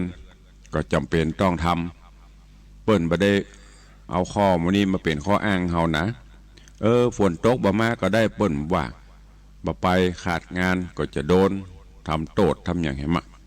เพราะฉะนั้นลูกเนอไผยังบ่ลุกไผยังบ่ตื่นเตื้อตื่นกันได้ลุกกันได้แล้ว6:00 ปลายแสงเงินแสงทองจับขอบฟ้ารุ่งอรุณวันใหม่มาแล้วลุกเนอตื่นเจ้ามาวันนี้เฮายังมีลมหายใจอยู่ก็ทำการทำงานกันต่อไปสู้กันต่อไปตราบใดที่ยังมีลมมันก็มีเรื่องพูดว่าเรื่องที่จะต้องทำเรื่องที่จะต้องปฏิบัติลุกขึ้นมากันอาบน้ำอาบท่าทำกิจวัตรส่วนตัวไหวพระนบธรรมเหียก่อนเนอะเพื่อที่จะเป็นเอาสิ่งที่เป็นมงคลสิ่งที่เป็นมังกละเข้าสู่ตนสู่ตัวเฮาแล้วก็ตรวจตาเรื่องใดที่มันบกพร่องมันผิดพลาดก็แก้ไขอันไหนที่มันดีแล้วก็ทำให้มันดียิ่งขึ้นไปวันนี้ก็มาฟังกันต่อในเรื่องของรัตนมณีกุมารมดส้มที่ได้น้อมนำมาเทศน์ให้ญาติโยมทั้งหลายได้รับฟังก็ผ่านไปเป็นตอนแต่ว่านี่เป็นตอนที่9ปริปุณณังจบลงไป